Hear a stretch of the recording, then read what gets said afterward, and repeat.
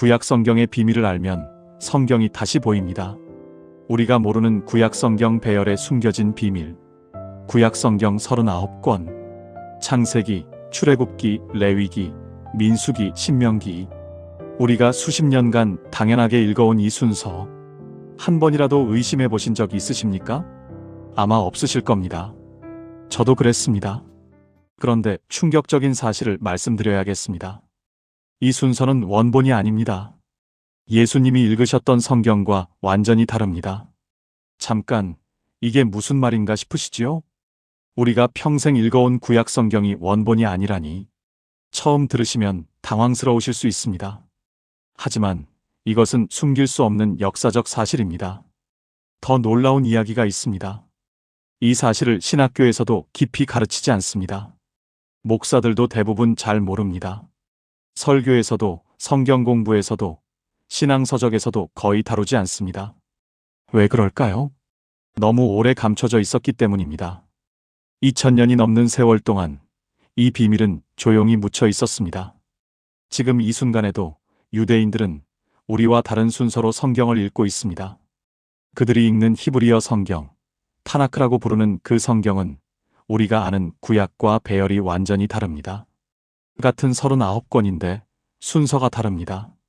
같은 내용인데 끝나는 책이 다릅니다. 우리 성경은 말라기로 끝나지만 히브리어 성경은 역대기로 끝납니다. 이게 왜 중요하냐고요? 이 배열의 차이 안에 하나님이 설계하신 놀라운 비밀이 숨겨져 있기 때문입니다. 그냥 순서가 다른 게 아닙니다. 하나님의 구원 계획이, 메시아를 향한 예언이 완전히 다른 방식으로 펼쳐집니다. 솔직히 고백하겠습니다. 저도 목회를 15년 넘게 하면서 이 사실을 제대로 몰랐습니다. 구약 성경이 어렵다고만 생각했습니다.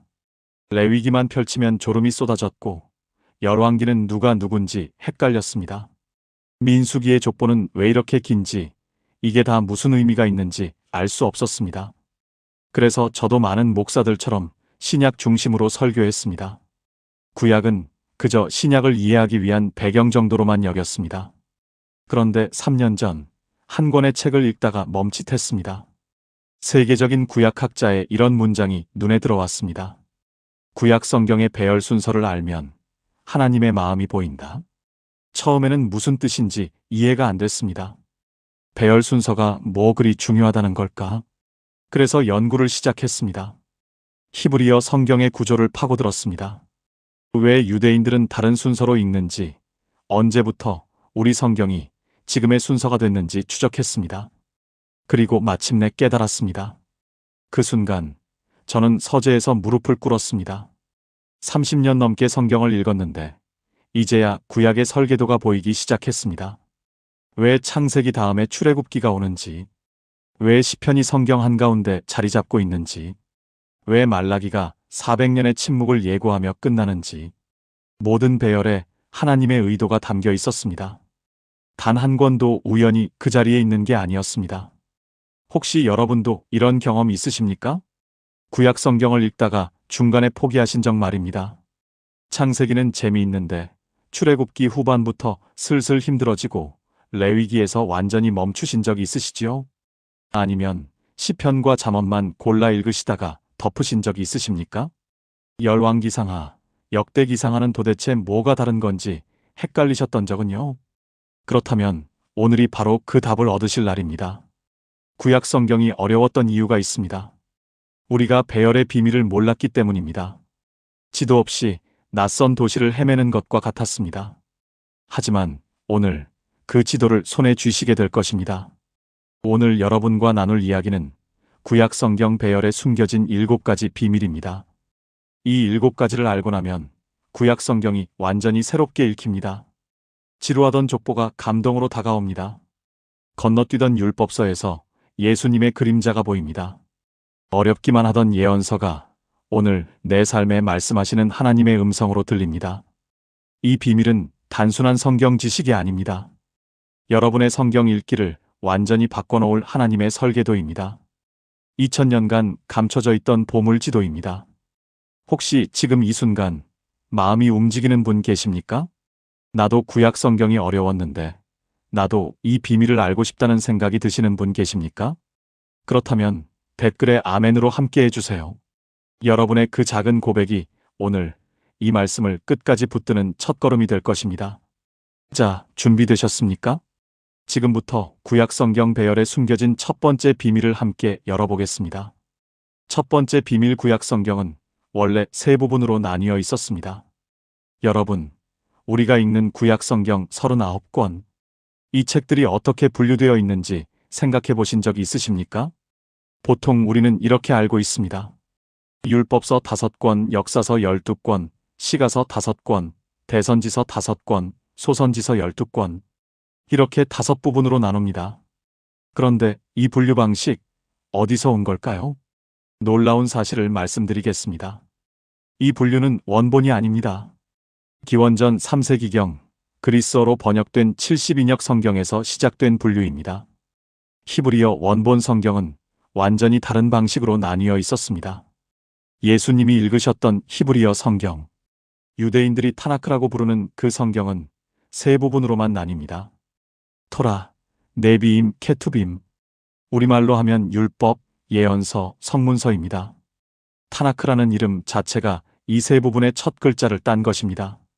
토라의 타, 네비임의 나, 케투빔의 크, 합치면 타나크가 됩니다. 이것이 왜 중요할까요? 예수님께서 직접 이 구조를 말씀하셨기 때문입니다. 누가복음 24장 44절을 보십시오. 예수님께서 부활하신 후 제자들에게 이렇게 말씀하셨습니다. 내가 너희와 함께 있을 때에 너희에게 말한 바 곧 모세의 율법과 선지자의 글과 시편에 나를 가리켜 기록된 모든 것이 이루어져야 하리라 한 말이 이것이라. 여기서 모세의 율법이 토라입니다. 선지자의 글이 네비임, 곧 예언서입니다. 그리고 시편은 케투빔, 곧 성문서 전체를 대표하는 표현입니다. 왜냐하면 시편이 성문서의 맨 앞에 있었기 때문입니다. 예수님께서 구약 성경을 이 세 부분으로 정확히 구분하셨습니다. 이 구조를 알면 무엇이 달라질까요? 구약 성경 전체의 설계도가 보이기 시작합니다. 첫 번째 부분인 토라는 하나님의 말씀이요, 명령입니다. 두 번째 부분인 네비임은 그 말씀에 순종하거나 불순종했을 때 어떤 일이 일어나는지를 보여줍니다. 세 번째 부분인 케투빔은 하나님의 백성이 그 말씀을 삶 속에서 어떻게 살아내는지를 담고 있습니다. 말씀, 역사, 삶. 이 세 가지가 완벽한 순서로 배열되어 있었습니다. 그런데 우리가 읽는 성경은 이 구조가 흐트러져 있습니다. 역사서와 예언서가 뒤섞이고 시가서가 중간에 끼어들었습니다. 그래서 전체 흐름이 잘 안 보였던 것입니다. 마치 퍼즐 조각들을 다른 순서로 맞추려고 했던 것과 같습니다. 경기도 수원에 사시는 63세 박영숙 권사님이 계십니다. 이분은 40년 넘게 교회에 다니셨습니다. 구역장도 하시고 권사 안수도 받으시고 성경 통독도 여러 번 하셨습니다. 그런데 늘 마음에 걸리는 게 있었다고 합니다. 구약 성경을 읽을 때마다 중간에 막히는 느낌이 들었습니다. 왜 여기서 갑자기 역대기가 나오고 왜 에스라가 여기 있는지 이해가 안 됐습니다. 그러다가 2년 전 성경의 히브리어 구조에 대한 강의를 들었습니다. 타나크의 세 부분 구조를 처음 알게 되었습니다. 그 순간 눈이 번쩍 뜨이는 것 같았다고 합니다. 아, 원래 이렇게 읽는 거였구나. 그 후로 구약 성경이 완전히 다르게 읽히기 시작했습니다. 전에는 그냥 옛날 역사책처럼 느껴지던 것이 이제는 하나님의 설계가 보이는 보물 지도처럼 느껴진다고 합니다. 사랑하는 여러분, 구약 성경의 첫 번째 비밀은 바로 이것입니다. 원래 구약은 세 부분으로 나뉘어 있었습니다. 그리고 이 세 부분의 순서 안에 하나님의 완벽한 설계가 담겨 있습니다. 오늘부터 구약을 읽으실 때 이 구조를 기억해 주십시오. 토라, 네비임, 케투빔, 말씀, 역사, 삶. 이 큰 그림을 알고 읽으시면 개별 책들의 의미가 훨씬 선명하게 다가올 것입니다. 함께 기도하시겠습니까? 하나님 아버지, 오늘 구약 성경의 원래 구조를 알게 해주셔서 감사합니다. 예수님께서 직접 말씀하신 그 세 부분의 비밀을 이제야 깨닫습니다. 율법과 선지자의 글과 시편 안에 담긴 주님의 설계를 볼 수 있는 눈을 열어주소서. 이 말씀을 읽을 때마다 하나님의 마음이 보이게 하시고 예수님을 발견하게 하소서. 예수님의 이름으로 기도합니다. 아멘. 이제 두 번째 비밀로 넘어가겠습니다. 토라, 곧 율법서가 맨 앞에 있는 이유가 있습니다. 이 비밀을 알면 창세기부터 신명기까지 5권이 완전히 새롭게 읽힙니다. 두 번째 비밀 토라가 맨 앞에 있는 이유, 모든 것의 기초입니다. 두 번째 비밀은 토라의 위치에 관한 것입니다. 왜 율법서 5권이 맨 앞에 있을까요? 그냥 시간 순서대로 배열한 것 아니냐고 생각하실 수 있습니다. 창세기가 천지창조부터 시작하니까 당연히 맨 앞 아니냐고요. 하지만 그것만이 아닙니다. 토라가 맨 앞에 있는 데는 깊은 신학적 의미가 숨겨져 있습니다. 유대인들에게 토라는 단순한 역사 기록이 아닙니다. 하나님의 직접적인 말씀, 곧 계시의 핵심입니다. 그래서 히브리어 성경에서 토라는 다른 모든 책의 기초가 됩니다. 예언서도, 성문서도 모두 토라 위에 세워집니다. 이것을 건물로 비유하면 이해가 쉽습니다. 토라는 기초입니다. 예언서는 그 위에 세워진 기둥들입니다. 성문서는 지붕이요, 인테리어입니다. 기초가 없으면 건물이 설 수 없듯이 토라 없이는 나머지 성경을 이해할 수 없습니다. 시편 119편 105절 말씀을 보겠습니다. 주의 말씀은 내 발의 등이요, 내 길의 빛이니이다. 여기서 주의 말씀은 원래 히브리어로 토라를 가리킵니다. 토라가 내 발의 등이 되고 내 길의 빛이 된다는 고백입니다. 다윗은 하나님의 율법, 곧 토라가 삶의 방향을 비춰주는 등불이라고 노래했습니다. 이 진리가 왜 오늘 우리에게 중요할까요? 우리가 성경을 읽을 때 토라의 중요성을 간과하는 경우가 많기 때문입니다. 창세기는 재미있으니까 읽습니다. 출애굽기도 드라마틱한 이야기가 있어서 읽을 만합니다. 그런데 레위기에 오면 포기하시는 분들이 많습니다. 제사 규정, 정결 규례, 절기 규정. 도대체 이게 오늘 나와 무슨 상관이 있나 싶습니다. 그러나 유대인들의 생각은 완전히 다릅니다. 그들에게 레위기는 구약 성경의 심장입니다. 왜냐하면 거룩하신 하나님께 어떻게 나아가는지를 가르쳐 주기 때문입니다. 레위기 없이는 예수님의 십자가 희생을 제대로 이해할 수 없습니다. 레위기에 속죄제와 번제가 있었기에 어린 양 예수님의 의미가 완전해집니다. 민수기도 마찬가지입니다. 광야 40년의 방황 기록이 왜 성경에 있을까요? 실패의 역사를 왜 이렇게 자세히 기록했을까요? 그것은 우리 인생의 광야 시간에 하나님이 어떻게 함께 하시는지를 보여주기 위함입니다. 신명기는 모세의 유언이자 마지막 설교입니다. 약속의 땅을 눈앞에 두고 모세가 백성들에게 다시 한번 토라를 가르칩니다. 잊지 말라. 이것이 생명이다. 이것을 자녀에게 가르치라. 신명기의 간절함을 알면 구약 전체의 무게가 느껴집니다. 부산 해운대에 사시는 58세 김정호 장로님 이야기를 나누고 싶습니다. 이분은 기업을 운영하시는 분입니다.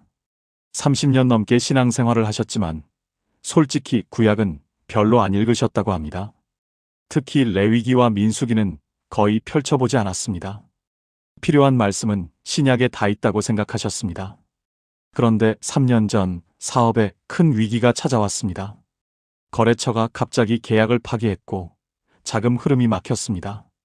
밤마다 잠을 이룰 수 없었습니다. 그때 어떤 목사님의 말씀이 떠올랐습니다. 광야를 통과할 때 민수기를 읽어보세요. 그 안에 길이 있습니다. 처음에는 반신반의했습니다. 민수기에서 무슨 답을 얻겠나 싶었습니다. 그런데 읽기 시작하면서 눈물이 났다고 합니다. 이스라엘 백성이 광야에서 원망할 때 하나님이 어떻게 반응하셨는지, 불순종했을 때 무슨 일이 일어났는지, 그러나 그 가운데서도 하나님이 한 번도 그들을 버리지 않으셨다는 것, 구름 기둥과 불 기둥으로 끝까지 인도하셨다는 것, 그 말씀이 자신의 상황과 너무나 똑같았습니다. 그때 깨달았다고 합니다. 토라는 옛날 역사가 아니라 지금 내 삶을 비추는 거울이었습니다. 그 후 1년 기적처럼 새로운 거래처가 열리고 사업이 회복되었습니다. 지금도 김정호 장로님은 매일 아침 토라 한 장씩을 읽으십니다. 사랑하는 여러분, 토라가 맨 앞에 있는 것은 우연이 아닙니다. 하나님께서 의도적으로 그 자리에 두셨습니다. 토라가 기초이기 때문입니다. 이 기초 위에서만 나머지 성경이 바르게 이해됩니다. 혹시 그동안 레위기, 민수기, 신명기를 건너뛰셨습니까? 너무 어렵고 지루해서 포기하셨습니까? 오늘부터 다시 도전해 보십시오. 이 책들이 맨 앞에 있는 이유를 기억하면서 읽어보십시오. 하나님의 말씀이 여러분 삶의 기초가 되고 발의 등이 되고 길의 빛이 될 것입니다. 함께 기도하겠습니다. 사랑하는 하나님 아버지, 토라의 소중함을 깨닫게 해주셔서 감사합니다. 그동안 어렵다고 건너뛰었던 율법서 안에 생명의 말씀이 담겨 있음을 고백합니다. 레위기를 읽을 때 예수님의 십자가가 보이게 하시고 민수기를 읽을 때 광야를 인도하시는 주님이 보이게 하소서. 토라가 제 삶의 기초가 되게 하시고 이 말씀 위에 제 인생을 세워가게 하소서. 예수님의 이름으로 기도합니다. 아멘. 이제 세 번째 비밀로 넘어갑니다. 예언서의 배열에도 놀라운 비밀이 숨겨져 있습니다. 우리가 알던 것과 완전히 다른 순서입니다. 세 번째 비밀 예언서의 배열이 다릅니다. 역사가 아니라 하나님의 음성입니다. 세 번째 비밀은 예언서에 관한 것입니다. 우리 성경에서 예언서라고 하면 보통 무엇이 떠오르십니까? 이사야, 예레미야, 에스겔, 다니엘, 그리고 호세아부터 말라기까지 12명의 소선지자들. 대선지서와 소선지서, 이렇게 나뉘어 있습니다. 그런데 히브리어 성경의 예언서, 네비임은 구성이 완전히 다릅니다. 네비임은 두 부분으로 나뉩니다. 전기 예언서와 후기 예언서입니다. 전기 예언서에는 무엇이 들어가 있는지 아십니까? 여호수아, 사사기, 사무엘, 열왕기. 이 책들입니다. 잠깐, 이상하지 않습니까?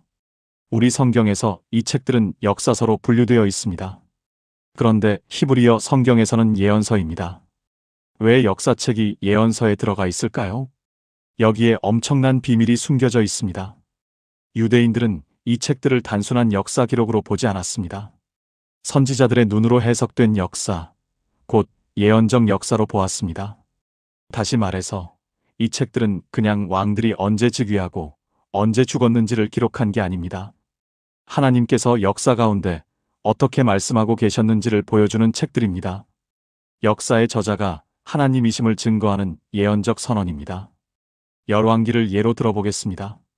우리는 열왕기를 읽으면서 솔로몬, 여로보암, 아합, 히스기야 이런 왕들의 이야기로 읽습니다. 누가 잘했고 누가 못했는지 역사적 사건 중심으로 읽습니다. 그러나 히브리어 관점에서 열왕기는 다르게 읽힙니다. 이것은 하나님께서 토라에 주신 약속과 경고가 어떻게 성취되는지를 보여주는 예언의 증거입니다. 토라에서 하나님은 말씀하셨습니다. 순종하면 복을 받고 불순종하면 저주를 받을 것이라고. 열왕기는 이 말씀이 역사 속에서 정확히 성취되는 것을 보여줍니다. 열왕기하 17장에 북이스라엘이 멸망하는 장면이 나옵니다. 아수르에 의해 사마리아가 함락됩니다. 그 이유가 무엇이라고 기록되어 있습니까? 열왕기하 17장 7절부터 8절입니다. 이 일은 이스라엘 자손이 자기를 애굽 땅에서 인도하여 내사 애굽 왕 바로의 손에서 벗어나게 하신 그들의 하나님 여호와께 죄를 범하고 다른 신들을 경외하며 여호와께서 이스라엘 자손 앞에서 쫓아내신 이방 나라들의 규례와 이스라엘 왕들이 세운 규례를 행하였음이라. 역사적 사건 뒤에 영적 원인이 있습니다. 하나님의 말씀을 떠났기 때문입니다. 이것이 예언적 역사관입니다. 후기 예언서에는 이사야, 예레미야, 에스겔이 있습니다. 그리고 호세아부터 말라기까지 12권은 하나로 묶여서 12예언서라고 불립니다. 우리가 소선지서라고 부르는 책들입니다. 그런데 히브리어 성경에서는 이 12권이 한 권의 두루마리에 기록되어 있었습니다. 분량이 짧아서 따로 두루마리를 만들기 어려웠기 때문입니다. 그래서 하나의 책으로 취급되었습니다. 그리고 여기서 중요한 점이 있습니다. 우리 성경에는 다니엘이 대선지서에 포함되어 있습니다. 이사야, 예레미야, 에스겔, 다니엘 이렇게 4권이 대선지서입니다. 그러나 히브리어 성경에서 다니엘은 예언서가 아닙니다. 다니엘은 세 번째 부분인 케투빔, 곧 성문서에 들어가 있습니다. 왜 그럴까요? 유대 전통에서 다니엘은 예언자가 아니라 현자로 여겨졌습니다. 그의 책에는 예언도 있지만 궁정에서의 지혜로운 사항, 꿈 해석, 환상의 기록이 담겨 있습니다. 그래서 성문서에 배치되었습니다. 이 분류의 차이가 무엇을 알려줍니까? 히브리어 성경은 책의 성격을 매우 정교하게 구분했다는 것입니다. 그냥 편의상 나눈 것이 아닙니다. 각 책의 본질에 따라 의도적으로 배열했습니다. 전북 전주에 사시는 67세 이순희 집사님 이야기입니다. 이분은 성경을 읽을 때마다 한 가지 궁금증이 있었습니다. 왜 열왕기에 그렇게 왕들의 죄가 많이 나오는 걸까? 좋은 이야기만 기록하면 안 되나? 왜 굳이 실패한 왕들을 이렇게 자세히 기록했는지 이해가 안 됐습니다. 그러다가 열왕기가 예언서라는 사실을 알게 되었습니다. 이것이 역사 기록이 아니라 하나님의 말씀이 역사 속에서 어떻게 살아 역사하시는지를 보여주는 예언적 증거라는 것을 알게 되었습니다. 그 후로 열왕기가 다르게 읽히기 시작했다고 합니다. 아합 왕의 실패를 읽으면서 자신의 삶을 돌아보게 되었습니다. 히스기야 왕의 회개를 읽으면서 자신도 무릎 꿇게 되었습니다. 역사 속 왕들의 이야기가 오늘 자신에게 말씀하시는 하나님의 음성으로 들리기 시작했습니다. 사랑하는 여러분, 히브리어 성경의 예언서 배열은 우연이 아닙니다. 하나님께서 역사의 주인이심을 선포하는 배열입니다. 여호수아부터 열왕기까지 역사책이 아니라 예언서로 읽어보십시오. 거기서 하나님의 음성이 들릴 것입니다. 이사야부터 말라기까지 단순한 미래 예측이 아니라 오늘 나에게 주시는 말씀으로 들어보십시오. 여러분의 삶을 향한 하나님의 계획이 보일 것입니다. 함께 기도하겠습니다. 역사의 주인이신 하나님 아버지, 예언서의 비밀을 열어주셔서 감사합니다. 여호수아와 사사기와 열왕기 안에서 하나님의 음성을 듣게 하소서. 역사 속에서 일하셨던 하나님이 오늘 제 삶에서도 동일하게 일하고 계심을 믿습니다. 말씀에 순종할 때 복을 주시고 떠날 때 다시 돌아오라 부르시는 그 사랑을 경험하게 하소서. 예수님의 이름으로 기도합니다. 아멘. 다음은 네 번째 비밀입니다. 성문서 케투빔의 배열에도 놀라운 비밀이 숨겨져 있습니다. 여기에 하나님 백성의 실제 삶이 담겨 있습니다. 네 번째 비밀 성문서는 삶의 현장입니다. 하나님과 동행하는 일상의 기록입니다. 네 번째 비밀은 케투빔, 곧 성문서에 관한 것입니다. 히브리어 성경의 세 번째 부분입니다. 토라가 하나님의 말씀이고 네비임이 그 말씀의 역사적 증거라면 케투빔은 무엇일까요? 케투빔은 하나님의 백성이 일상에서 그 말씀을 어떻게 살아내는지를 보여줍니다. 케투빔에는 어떤 책들이 들어 있습니까? 시편, 잠언, 욥기, 아가서, 룻기, 전도서, 에가, 에스더, 다니엘, 에스라, 느헤미야, 그리고 역대기상하. 이 책들이 성문서에 포함됩니다. 우리 성경에서 이 책들은 여기저기 흩어져 있습니다. 시편과 잠언은 시가서에 있고 룻기는 역사서에 있고 에스더도 역사서에 있습니다. 그런데 히브리어 성경에서는 이 책들이 모두 하나의 카테고리로 묶여 있습니다. 왜 그럴까요? 이 책들의 공통점이 있습니다. 모두 하나님 백성의 실제 삶을 다루고 있다는 것입니다. 시편은 예배와 기도의 삶입니다. 잠언은 지혜로운 일상의 삶입니다. 욥기는 고난 가운데서의 신앙입니다. 룻기는 가정과 충성의 삶입니다. 전도서는 인생의 의미를 묻는 삶입니다. 에스더는 위기 가운데서 하나님을 신뢰하는 삶입니다. 이 책들을 읽으면 성경이 하늘 위의 이야기만이 아님을 깨닫게 됩니다. 땅 위의 삶, 일상의 현장, 우리가 매일 마주하는 기쁨과 슬픔과 고민과 결단, 그 모든 것이 하나님과 관련되어 있음을 보여줍니다. 특별히 케투빔에는 5개의 두루마리, 메길롯이라고 부르는 책들이 있습니다. 아가서, 룻기, 에가, 전도서, 에스더. 이 5권입니다. 유대인들은 이 5권을 1년 중 특별한 절기에 읽습니다. 아가서는 6월절에 읽습니다. 룻기는 오순절, 곧 77절에 읽습니다. 에가는 성전이 파괴된 것을 기념하는 아부월 9일에 읽습니다. 전도서는 초막절에 읽습니다. 에스더는 불임절에 읽습니다. 이것이 의미하는 바가 무엇입니까? 성경이 일상의 절기 속에 녹아 있다는 것입니다. 한 해의 리듬 속에서 하나님의 말씀을 반복적으로 묵상하고 기억하도록 설계되어 있습니다. 잠언 3장 5절에서 6절 말씀입니다. 너는 마음을 다하여 여호와를 신뢰하고 내 명철을 의지하지 말라. 너는 범사에 그를 인정하라. 그리하면 내 길을 지도하시리라. 이 말씀이 성문서의 정신을 잘 보여줍니다. 범사에, 곧 모든 일에 하나님을 인정하라. 신앙은 주일에만 하는 것이 아닙니다. 월요일 아침 출근길에도, 화요일 점심 식사 중에도, 수요일 밤 잠들기 전에도 일상의 모든 순간이 하나님과의 동행입니다. 성문서는 바로 이것을 가르칩니다. 그리고 또 하나 중요한 사실이 있습니다. 케투빔의 맨 앞에 시편이 있습니다. 예수님께서 누가복음 24장에서 시편의 날을 가리켜 기록된 것이라고 말씀하셨을 때 이 케투빔 전체를 가리키신 것입니다.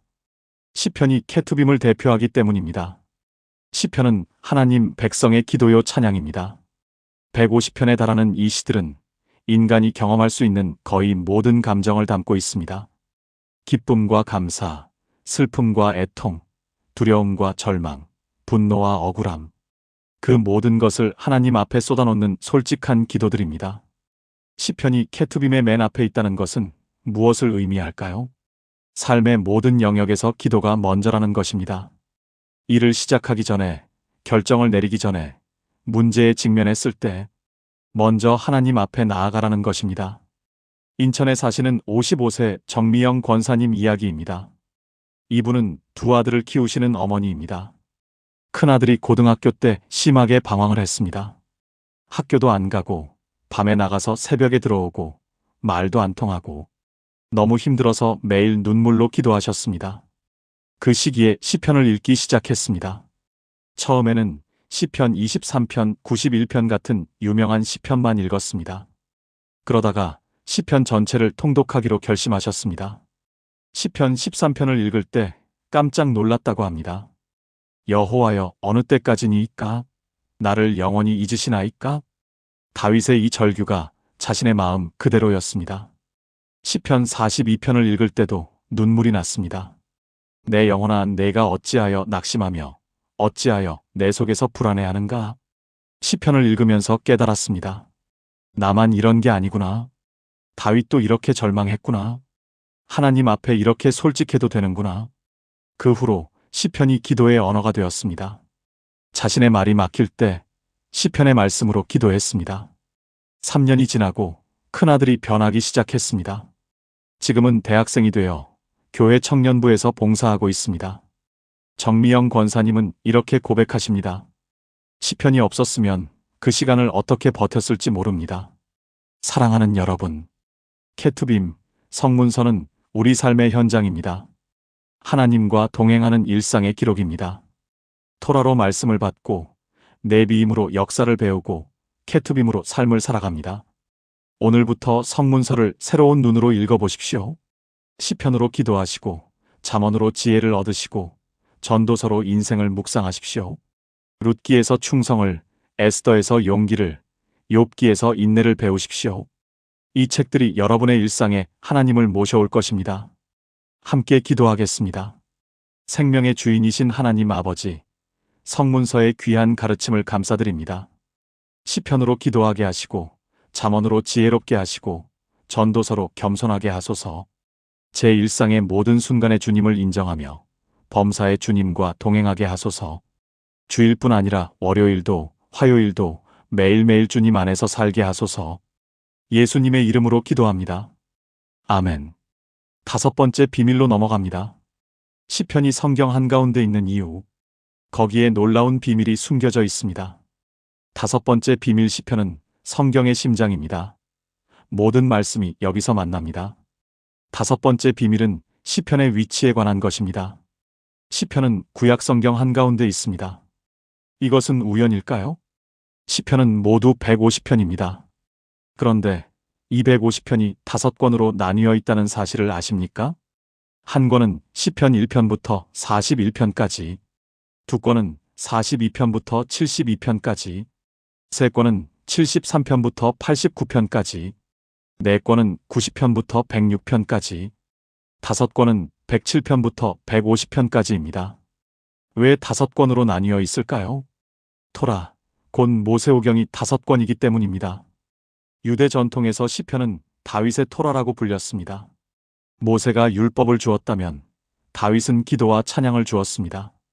시편의 5권 구조는 토라의 5권과 의도적으로 대응됩니다. 이것이 무엇을 의미할까요? 시편은 토라의 말씀을 기도와 찬양으로 바꾸는 책입니다. 하나님의 명령을 마음의 고백으로 전환하는 책입니다. 율법이 머리에서 가슴으로 내려오는 통로입니다. 시편 1편을 보십시오. 시편 전체가 이 말씀으로 시작합니다. 복 있는 사람은 악인들의 꾀를 따르지 아니하며 죄인들의 길에 서지 아니하며 오만한 자들의 자리에 앉지 아니하고 오직 여호와의 율법을 즐거워하여 그의 율법을 주야로 묵상하는도다. 시편의 첫 번째 시가 토라, 곧 율법에 대한 찬양으로 시작합니다. 복 있는 사람이 누구입니까? 여호와의 율법을 즐거워하고 주야로 묵상하는 사람입니다. 시편은 처음부터 토라와 연결되어 있습니다. 시편 19편에서도 다윗은 이렇게 노래합니다. 여호와의 율법은 완전하여 영혼을 소생시키며 여호와의 증거는 확실하여 우둔한 자를 지혜롭게 하며. 토라의 완전함을 찬양하는 시입니다. 율법이 영혼을 소생시킨다고 고백합니다. 그리고 시편 중 가장 긴 시편 119편을 보십시오. 무려 176절로 이루어진 이 시편 전체가 하나님의 말씀, 곧 토라에 대한 사랑 고백입니다. 주의 말씀은 내 발의 등이요 내 길의 빛이니이다. 주의 율례들로 말미암아 내가 명철하게 되었으므로 모든 거짓 행위를 미워하나이다. 주의 말씀의 맛이 내게 어찌 그리 단지요 내 입의 꿀보다 더하니이다. 이 고백들이 시편 119편에 가득합니다. 시편이 성경의 중앙에 위치한다는 것은 깊은 의미가 있습니다. 시편은 구약 전체를 연결하는 중심축입니다. 토라의 가르침이 시편에서 기도가 됩니다. 예언서의 메시지가 시편에서 찬양이 됩니다. 성문서의 지혜가 시편에서 묵상이 됩니다. 그래서 시편은 성경의 심장이라고 불립니다. 심장이 피를 온몸으로 보내듯이 시편은 성경의 생명을 우리 삶으로 보냅니다. 그리고 시편에는 예수님에 대한 예언이 가장 많이 담겨 있습니다. 시편 22편은 십자가의 고난을 예언합니다. 나의 하나님이여, 나의 하나님이여, 어찌 나를 버리셨나이까? 예수님께서 십자가에서 이 시편을 인용하셨습니다. 시편 23편은 선한 목자 되신 예수님을 보여줍니다. 시편 110편은 메시아의 왕권을 선포합니다. 신약에서 가장 많이 인용되는 구약책이 바로 시편입니다. 강원도 춘천에 사시는 72세 최영자 권사님 이야기입니다. 이분은 남편을 10년 전에 하늘나라로 보내셨습니다. 홀로 지내시면서 외로움이 많으셨습니다. 특히 밤이 되면 쓸쓸함이 밀려왔습니다. 그때부터 매일 밤 시편을 읽기 시작하셨습니다. 처음에는 시편 23편, 91편 같은 익숙한 시편을 읽으셨습니다. 그러다가 1편부터 150편까지 순서대로 읽기 시작하셨습니다. 시편을 읽으면서 깨달은 것이 있다고 하십니다. 다윗도 외로웠구나. 다윗도 무서웠구나. 다윗도 울었구나. 하지만 다윗은 항상 하나님께로 돌아갔구나. 시편 23편 4절 말씀이 특별히 마음에 와닿았습니다. 내가 사망의 음침한 골짜기로 다닐지라도 해를 두려워하지 않을 것은 주께서 나와 함께 하심이라. 주께서 나와 함께 하신다. 이 말씀이 밤마다 위로가 되었습니다. 이제는 시편 150편을 다 읽으면 다시 1편으로 돌아가 읽으십니다. 벌써 30번 넘게 통독하셨다고 합니다. 시편이 친구가 되었고, 시편이 위로가 되었고, 시편이 기도가 되었습니다. 사랑하는 여러분, 시편은 성경의 심장입니다. 모든 말씀이 여기서 만납니다. 율법과 예언과 지혜가 모두 시편에서 기도와 찬양이 됩니다. 혹시 기도가 막혀 있으십니까? 내 말로 기도하기 어려우십니까? 시편으로 기도해 보십시오. 다윗의 말을 빌려 하나님께 나아가 보십시오. 시편이 여러분의 기도 언어가 되어줄 것입니다. 함께 기도하겠습니다. 사랑의 하나님 아버지, 시편이 성경의 심장임을 깨닫게 해주셔서 감사합니다. 다윗처럼 솔직하게 주님께 나아가게 하소서. 기쁠 때도 슬플 때도 감사할 때도 원망이 올라올 때도 시편으로 기도하게 하소서. 주의 말씀이 제 발의 등이 되고 제 길의 빛이 되게 하소서. 150편의 시편이 제 영혼을 매일 소생시키는 은혜를 경험하게 하소서. 예수님의 이름으로 기도합니다. 아멘. 여섯 번째 비밀은 정말 놀라운 내용입니다. 히브리어 성경은 말라기가 아닌 다른 책으로 끝납니다. 왜 그럴까요? 거기에 하나님의 깊은 뜻이 담겨 있습니다. 여섯 번째 비밀 역대기로 끝나는 성경, 희망으로 마무리됩니다. 여섯 번째 비밀은 구약 성경의 마지막 책에 관한 것입니다. 이것은 정말 충격적인 사실입니다. 우리 성경에서 구약의 마지막 책은 무엇입니까? 말라기입니다. 말라기 4장 5절에서 6절로 구약이 끝납니다. 보라, 여호와의 크고 두려운 날이 이르기 전에 내가 선지자 엘리야를 너희에게 보내리니 그가 아버지의 마음을 자녀에게로 자녀들의 마음을 그들의 아버지에게로 돌이키게 하리라. 그렇지 아니하면 두렵건대 내가 와서 저주로 그 땅을 칠까 하노라. 구약이 저주라는 단어로 끝납니다. 그래서 구약 다음에 400년의 침묵이 오고 신약에서 구원이 시작된다는 흐름이 자연스럽습니다. 그런데 히브리어 성경은 다르게 끝납니다. 히브리어 성경의 마지막 책은 역대기하입니다. 역대기하 36장 22절에서 23절로 구약이 마무리됩니다. 바사왕 고레스 원년에 여호와께서 예레미야의 입으로 하신 말씀을 이루시려고 바사왕 고레스의 마음을 감동시키심에 그가 온 나라에 공포도 하고 조서도 내려 이르되 바사왕 고레스는 말하노니 하늘의 하나님 여호와께서 세상 모든 나라를 내게 주셨고 나에게 명령하사 유다 예루살렘에 성전을 건축하라 하셨나니 너희 중에 그의 백성된 자는 다 올라갈지어다. 너희 하나님 여호와께서 함께 하시기를 원하노라 하였더라. 완전히 다른 분위기입니다. 저주가 아니라 회복으로 끝납니다. 심판이 아니라 희망으로 마무리됩니다. 올라갈지어다. 하나님께서 함께 하시기를 원하노라. 이것이 히브리어 성경의 마지막 말씀입니다. 왜 이렇게 다를까요? 왜 유대인들은 역대기를 맨 마지막에 배치했을까요? 여기에 깊은 신학적 의도가 있습니다. 히브리어 성경은 희망으로 끝나도록 설계되어 있습니다. 바벨론 포로에서 돌아오라는 명령, 예루살렘을 다시 세우라는 부르심, 하나님께서 함께 하시겠다는 약속. 이것이 구약의 마지막 메시지입니다. 역대기가 맨 마지막에 있다는 것은 또 다른 의미가 있습니다. 역대기는 아담부터 시작하는 족보로 시작됩니다. 역대기상 1장 1절 아담, 셋, 에노스 인류의 시작부터 다윗 왕조까지 이어지는 긴 역사를 담고 있습니다. 그리고 역대기는 성전 건축에 초점을 맞추고 있습니다. 다윗이 성전 건축을 준비하고 솔로몬이 성전을 완성하고 성전이 파괴되었다가 다시 건축하라는 명령으로 끝납니다. 이것이 무엇을 가리킵니까? 성전의 회복입니다. 하나님의 임재가 다시 돌아오는 것입니다. 역대기 마지막에 올라갈지어다는 단순히 지리적 귀환이 아닙니다. 하나님께로 돌아가라는 영적 초대입니다. 그리고 신약 성경이 어떻게 시작됩니까? 마태복음 1장 1절 아브라함과 다윗의 자손 예수 그리스도의 계보라. 족보로 시작합니다. 역대기가 족보로 시작하여 성전 재건의 희망으로 끝나고 마태복음이 족보로 시작하여 예수님을 소개합니다. 예수님께서 요한복음 2장에서 뭐라고 말씀하셨습니까? 이 성전을 헐라 내가 사흘 동안에 일으키리라. 자신의 몸을 성전이라고 하셨습니다. 역대기 끝에 성전 재건 희망이 예수님 안에서 완성됩니다. 히브리어 성경의 배열은 처음부터 예수님을 가리키도록 설계되어 있었습니다. 경상남도 창원에 사시는 61세 박준호 장로님 이야기입니다. 이분은 건축업에 종사하시는 분입니다. 평생 건물을 짓는 일을 하셨습니다.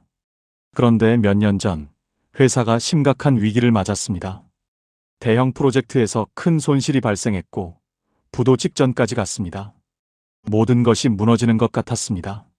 30년간 쌓아온 모든 것이 허물어지는 느낌이었습니다. 그때 새벽 기도에서 역대기를 읽게 되었습니다. 역대기야 마지막 장을 읽는데 마음이 울렁거렸습니다. 예루살렘이 파괴되고 성전이 불탔고 백성이 포로로 끌려갔습니다. 완전한 멸망이었습니다. 그런데 그 다음 구절 바사왕 고레스 원년에 하나님께서 예레미야의 예언을 이루시려고 이방 왕의 마음을 감동시키셨습니다. 그리고 올라갈지어다 성전을 건축하라. 그 말씀이 자신에게 주시는 말씀처럼 느껴졌습니다. 지금은 무너졌지만 다시 세울 수 있다. 하나님께서 함께 하신다. 그 새벽 무릎 꿇고 울며 기도했습니다. 주님, 저도 다시 세우게 해주세요. 함께 해주세요. 기적이 일어나기 시작했습니다. 포기했던 채권이 회수되었고 새로운 프로젝트가 들어왔습니다. 1년 만에 회사가 정상화되었습니다. 지금은 오히려 더 튼튼한 회사가 되었습니다. 박준호 장로님은 이렇게 고백하십니다. 역대기 마지막 구절이 제 인생을 바꿨습니다. 무너져도 다시 세우시는 하나님, 함께 하시는 하나님을 만났습니다. 사랑하는 여러분, 히브리어 성경은 희망으로 끝납니다. 저주가 아니라 회복으로, 심판이 아니라 부르심으로 마무리됩니다. 올라갈지어다. 하나님께서 함께 하시기를 원하노라. 혹시 지금 무너진 것이 있으십니까? 삶이 폐허처럼 느껴지십니까? 관계가 파괴되었습니까? 건강이 무너졌습니까? 꿈이 산산조각 났습니까? 그래도 희망이 있습니다. 역대기의 하나님은 회복의 하나님이십니다. 포로된 자들을 돌아오게 하시고 무너진 성전을 다시 세우시는 분이십니다. 오늘 여러분에게도 말씀하십니다. 올라갈지어다. 내가 너와 함께 하리라. 함께 기도하겠습니다. 회복의 하나님 아버지, 역대기 마지막 말씀으로 희망을 주셔서 감사합니다. 제 인생에 무너진 것들을 다시 세워주소서. 폐허가 된 마음에 성전을 세워주소서. 파괴된 관계를 회복시켜 주소서. 주님께서 저와 함께 하심을 믿고 다시 올라가겠습니다. 다시 세우겠습니다. 주님과 함께 다시 시작하겠습니다. 예수님의 이름으로 기도합니다. 아멘. 이제 마지막 7번째 비밀입니다. 구약 성경 전체의 배열이 결국 누구를 가리키고 있는지 가장 놀라운 비밀을 열어보겠습니다. 7번째 비밀, 모든 배열이 예수님을 가리킵니다. 구약은 메시아를 향한 긴 여정입니다. 마지막 7번째 비밀입니다. 이것은 구약 성경 배열의 가장 핵심적인 비밀입니다. 지금까지 우리는 6가지 비밀을 살펴보았습니다. 세 부분으로 나뉜 구조, 토라가 맨 앞에 있는 이유, 예언서의 다른 배열, 성문서의 삶의 현장, 시편이 중앙에 있는 이유, 역대기로 끝나는 희망. 이 모든 것이 하나의 방향을 가리키고 있습니다. 바로 예수 그리스도입니다. 예수님께서 직접 이것을 말씀하셨습니다. 누가복음 24장 27절입니다. 이에 모세와 모든 선지자의 글로 시작하여 모든 성경에 쓴 바 자기에 관한 것을 자세히 설명하시니라. 부활하신 예수님께서 엠마오로 가는 두 제자에게 나타나셨습니다. 그리고 모세의 율법부터 모든 선지자의 글부터 모든 성경에서 자기에 관해 기록된 것을 설명해 주셨습니다. 구약 전체가 예수님에 관한 것이었습니다. 요한복음 5장 39절에서도 예수님은 말씀하셨습니다. 너희가 성경에서 영생을 얻는 줄 생각하고 성경을 연구하거니와 이 성경이 곧 내게 대하여 증언하는 것이니라. 유대인들은 성경을 열심히 연구했습니다. 토라를 외우고 예언서를 읽고 성문서를 묵상했습니다. 그런데 그 성경이 가리키는 분을 알아보지 못했습니다. 성경의 모든 말씀이 예수님을 증언하고 있었는데 말입니다. 구약 성경의 배열을 다시 생각해 보십시오. 토라는 무엇을 보여줍니까? 인간의 죄와 구원의 필요성입니다. 창세기에서 인간은 타락하고 에덴에서 쫓겨납니다. 출애굽기에서 어린 양의 피로 죽음을 면합니다. 레위기에서 속죄를 위한 희생 제물이 필요합니다. 이 모든 것이 어린 양 되신 예수님을 예표합니다. 예언서는 무엇을 보여줍니까? 오실 메시아에 대한 약속입니다. 이사야 53장의 고난받는 종, 미가 5장의 베들레헴에서 나실 통치자, 스가랴 9장의 겸손하게 나귀를 타고 오시는 왕, 모두 예수님을 가리킵니다. 성문서는 무엇을 보여줍니까? 메시아를 기다리며 살아가는 신앙의 삶입니다. 시편에서 다윗은 메시아의 고난과 영광을 노래합니다. 잠언의 지혜는 예수님 안에서 완성됩니다. 고린도전서 1장 30절에서 바울은 예수님이 우리의 지혜가 되셨다고 말합니다. 그리고 히브리어 성경이 역대기로 끝나는 것. 올라갈지어다. 성전을 건축하라. 이것은 참 성전이신 예수님을 향한 초대입니다. 구약 성경 전체가 예수님을 향해 달려갑니다. 아담의 타락부터 역대기의 회복 명령까지 모든 배열이 한 분을 가리킵니다. 세상 죄를 지고 가는 하나님의 어린 양, 영원한 대제사장, 다윗의 후손이요, 다윗의 주인, 만왕의 왕, 예수 그리스도. 마태복음 1장의 족보가 왜 그렇게 길까요? 아브라함부터 예수님까지 42대를 기록하는 이유가 무엇입니까? 구약 전체의 역사가 이분을 위해 준비되었음을 보여주기 위함입니다. 모든 역사가 예수님을 향해 흘러왔습니다. 서울 강남에 사시는 48세 이현주 집사님 이야기입니다. 이분은 대기업에서 임원으로 일하시는 분입니다. 교회에 오래 다니셨지만 솔직히 구약 성경은 잘 모르셨다고 합니다. 신약 위주로 읽으셨고 구약은 어렵고 옛날 이야기 같았습니다. 2년 전 한 성경 세미나에 참석하게 되었습니다. 구약 성경에서 예수님 찾기라는 주제였습니다. 처음에는 별 기대 없이 갔습니다. 그런데 첫 시간부터 눈이 번쩍 뜨였습니다.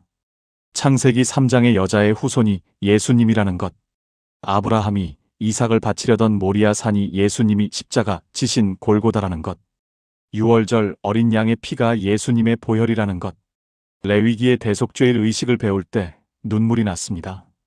대제사장이 지성소에 들어가 속죄하는 그 장면, 그것이 예수님께서 하늘 지성소에 들어가신 것을 예표한다는 것, 히브리서 9장 말씀이 완전히 새롭게 이해되었습니다. 그 후로 구약 성경이 다르게 읽히기 시작했습니다. 어디를 읽어도 예수님이 보이기 시작했습니다. 요셉의 이야기에서 예수님을 보았습니다. 형제들에게 버림받고 이방 땅에서 고난받고 결국 세상을 구원하신 분. 다윗의 이야기에서 예수님을 보았습니다. 선한 목자, 겸손한 왕, 하나님의 마음에 합한 자. 이현주 집사님은 이렇게 고백하십니다. 이제 구약 성경이 보물창고가 되었습니다. 어디를 읽어도 예수님이 계십니다. 이 기쁨을 어떻게 표현해야 할지 모르겠습니다. 사랑하는 여러분, 구약 성경의 모든 배열이 예수님을 가리킵니다.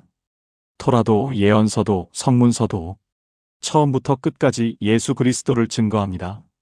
오늘부터 구약 성경을 읽으실 때 예수님을 찾아보십시오. 창세기에서 예수님을 찾으시고 레위기에서 예수님을 발견하시고 시편에서 예수님을 만나십시오. 그때 구약이 살아있는 말씀으로 다가올 것입니다. 그때 성경 전체가 하나의 이야기로 연결될 것입니다. 그 이야기의 주인공은 예수님이십니다. 함께 기도하겠습니다. 영광의 주 예수 그리스도, 성경 전체가 주님을 가리키고 있음을 깨닫습니다. 구약의 모든 말씀이 주님을 향해 달려가고 있었습니다. 토라에서 주님을 보게 하시고, 예언서에서 주님을 듣게 하시고, 성문서에서 주님과 동행하게 하소서. 창세기부터 말라기까지, 아니 역대기까지 모든 말씀에서 주님을 만나게 하소서. 성경을 읽을 때마다 주님의 얼굴을 보게 하시고 주님의 사랑을 느끼게 하소서. 예수님의 이름으로 기도합니다. 아멘. 통합 기도문. 지금까지 구약 성경 배열에 숨겨진 7가지 비밀을 함께 나누었습니다. 이 모든 말씀을 하나의 기도로 드리겠습니다. 함께 기도하시겠습니까? 전능하신 하나님 아버지, 오늘 구약 성경의 놀라운 비밀을 열어주셔서 감사합니다. 그동안 어렵고 지루하게만 느껴졌던 구약 성경이 이제 새롭게 보이기 시작합니다. 토라, 네비임, 케투빔, 세 부분으로 나뉜 성경의 구조 안에 주님의 완벽한 설계가 있음을 깨달았습니다. 토라가 기초가 되고 예언서가 역사를 증거하고 성문서가 삶을 인도합니다. 율법서 5권이 맨 앞에 있는 것은 주님의 말씀이 모든 것의 기초이기 때문입니다. 레위기도, 민수기도, 신명기도 다시 읽겠습니다. 그 안에서 예수님의 그림자를 발견하겠습니다. 역사서가 예언서에 포함된 것은 역사의 주인이 하나님이시기 때문입니다. 여호수아부터 열왕기까지 역사 속에서 말씀하시는 주님의 음성을 듣겠습니다. 성문서는 삶의 현장입니다. 시편으로 기도하고 잠언으로 지혜를 얻고 전도서로 겸손을 배우겠습니다. 매일의 삶 가운데서 주님과 동행하겠습니다.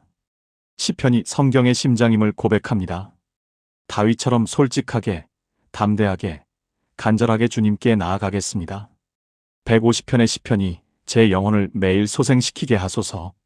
역대기로 끝나는 히브리어 성경의 희망을 붙듭니다. 무너져도 다시 세우시는 하나님, 함께 하시는 하나님, 올라갈지어다. 이 부르심에 응답하겠습니다.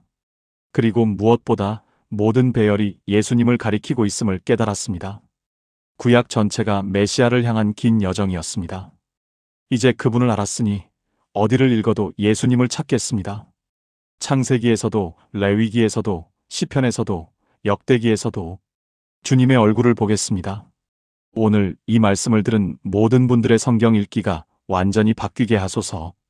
어렵던 구약이 보물창고가 되게 하소서. 지루하던 족보가 감동으로, 건너뛰던 율법서가 생명으로 다가오게 하소서.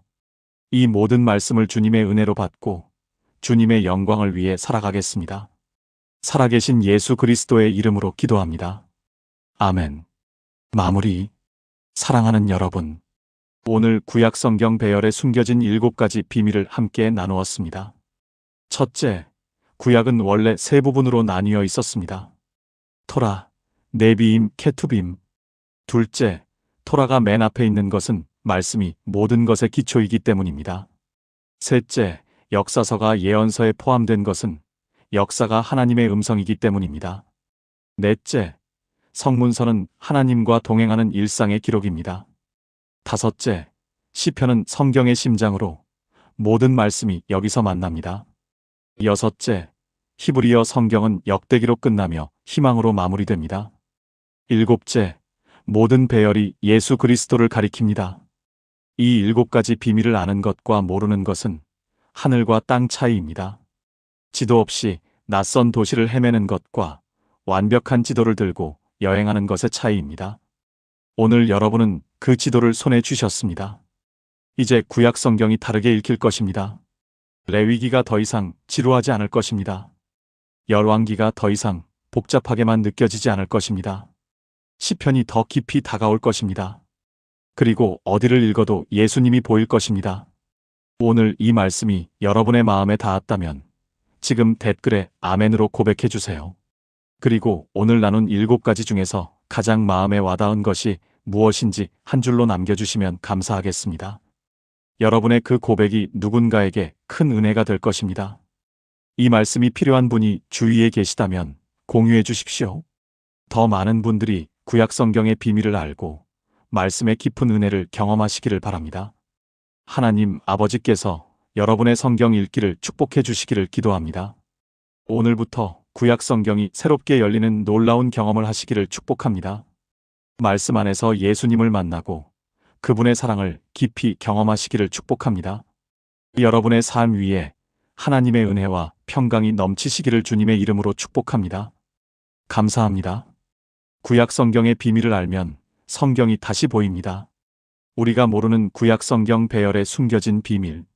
구약 성경 39권. 창세기, 출애굽기, 레위기, 민수기, 신명기. 우리가 수십 년간 당연하게 읽어온 이 순서. 한 번이라도 의심해 보신 적 있으십니까? 아마 없으실 겁니다. 저도 그랬습니다. 그런데 충격적인 사실을 말씀드려야겠습니다. 이 순서는 원본이 아닙니다. 예수님이 읽으셨던 성경과 완전히 다릅니다. 잠깐, 이게 무슨 말인가 싶으시지요? 우리가 평생 읽어온 구약 성경이 원본이 아니라니. 처음 들으시면 당황스러우실 수 있습니다. 하지만 이것은 숨길 수 없는 역사적 사실입니다. 더 놀라운 이야기가 있습니다. 이 사실을 신학교에서도 깊이 가르치지 않습니다.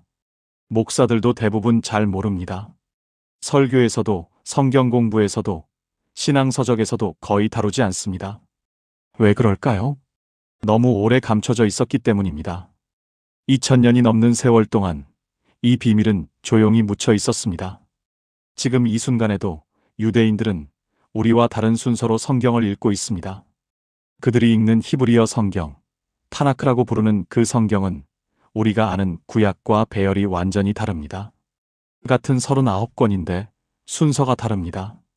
같은 내용인데 끝나는 책이 다릅니다. 우리 성경은 말라기로 끝나지만 히브리어 성경은 역대기로 끝납니다. 이게 왜 중요하냐고요? 이 배열의 차이 안에 하나님이 설계하신 놀라운 비밀이 숨겨져 있기 때문입니다. 그냥 순서가 다른 게 아닙니다. 하나님의 구원 계획이, 메시아를 향한 예언이 완전히 다른 방식으로 펼쳐집니다. 솔직히 고백하겠습니다. 저도 목회를 15년 넘게 하면서 이 사실을 제대로 몰랐습니다. 구약 성경이 어렵다고만 생각했습니다. 레위기만 펼치면 졸음이 쏟아졌고 열왕기는 누가 누군지 헷갈렸습니다. 민수기의 족보는 왜 이렇게 긴지, 이게 다 무슨 의미가 있는지 알 수 없었습니다. 그래서 저도 많은 목사들처럼 신약 중심으로 설교했습니다. 구약은 그저 신약을 이해하기 위한 배경 정도로만 여겼습니다. 그런데 3년 전 한 권의 책을 읽다가 멈칫했습니다. 세계적인 구약학자의 이런 문장이 눈에 들어왔습니다. 구약 성경의 배열 순서를 알면 하나님의 마음이 보인다. 처음에는 무슨 뜻인지 이해가 안 됐습니다. 배열 순서가 뭐 그리 중요하다는 걸까? 그래서 연구를 시작했습니다. 히브리어 성경의 구조를 파고들었습니다. 왜 유대인들은 다른 순서로 읽는지, 언제부터 우리 성경이 지금의 순서가 됐는지 추적했습니다. 그리고 마침내 깨달았습니다. 그 순간 저는 서재에서 무릎을 꿇었습니다. 30년 넘게 성경을 읽었는데 이제야 구약의 설계도가 보이기 시작했습니다. 왜 창세기 다음에 출애굽기가 오는지, 왜 시편이 성경 한가운데 자리 잡고 있는지, 왜 말라기가 400년의 침묵을 예고하며 끝나는지, 모든 배열에 하나님의 의도가 담겨 있었습니다. 단 한 권도 우연히 그 자리에 있는 게 아니었습니다. 혹시 여러분도 이런 경험 있으십니까? 구약 성경을 읽다가 중간에 포기하신 적 말입니다. 창세기는 재미있는데 출애굽기 후반부터 슬슬 힘들어지고 레위기에서 완전히 멈추신 적 있으시지요? 아니면 시편과 잠언만 골라 읽으시다가 덮으신 적이 있으십니까?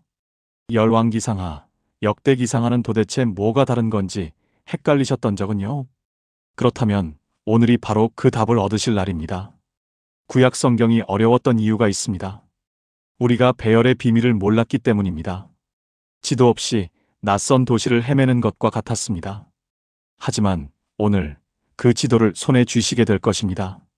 오늘 여러분과 나눌 이야기는 구약 성경 배열에 숨겨진 7가지 비밀입니다. 이 7가지를 알고 나면 구약 성경이 완전히 새롭게 읽힙니다. 지루하던 족보가 감동으로 다가옵니다.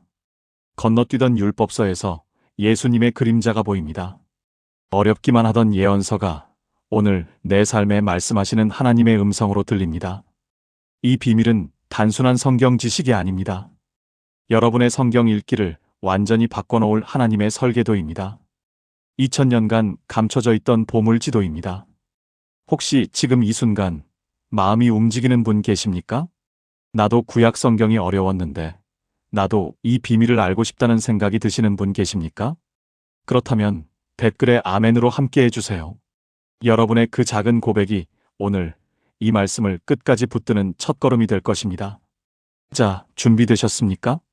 지금부터 구약 성경 배열에 숨겨진 첫 번째 비밀을 함께 열어보겠습니다.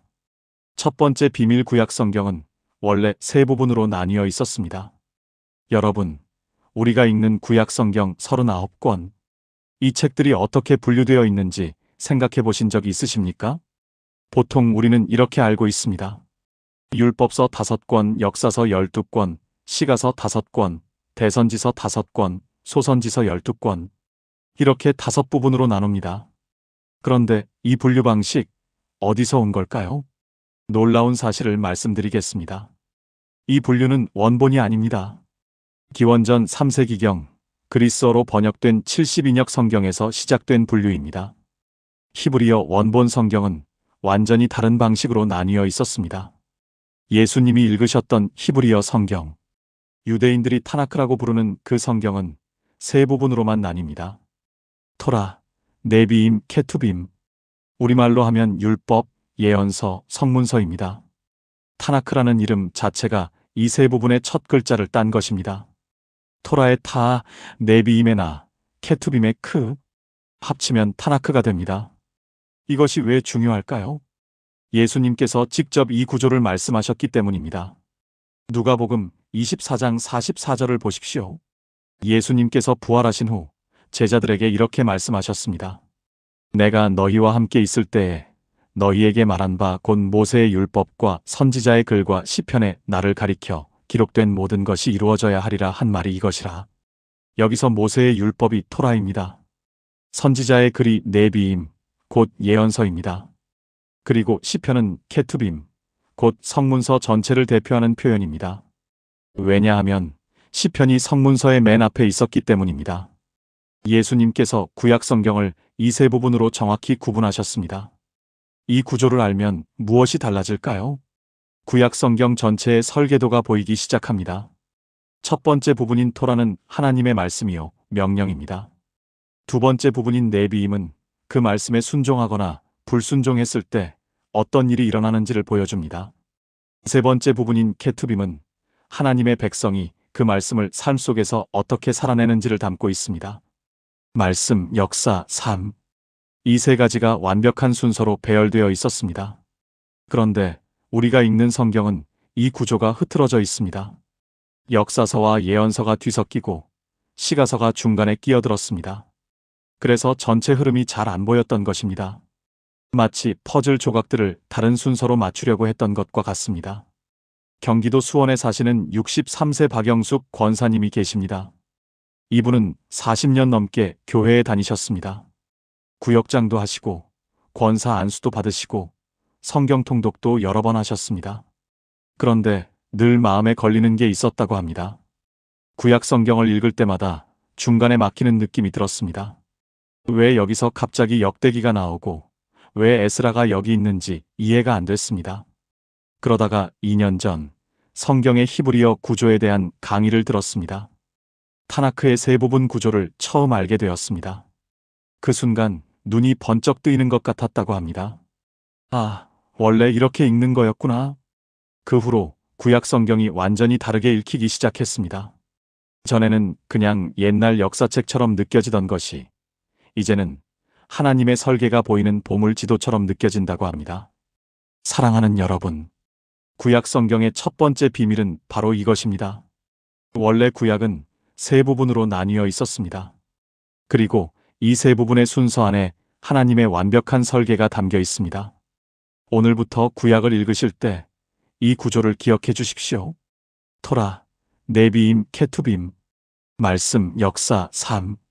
이 큰 그림을 알고 읽으시면 개별 책들의 의미가 훨씬 선명하게 다가올 것입니다. 함께 기도하시겠습니까? 하나님 아버지, 오늘 구약 성경의 원래 구조를 알게 해주셔서 감사합니다. 예수님께서 직접 말씀하신 그 세 부분의 비밀을 이제야 깨닫습니다. 율법과 선지자의 글과 시편 안에 담긴 주님의 설계를 볼 수 있는 눈을 열어주소서. 이 말씀을 읽을 때마다 하나님의 마음이 보이게 하시고 예수님을 발견하게 하소서. 예수님의 이름으로 기도합니다. 아멘.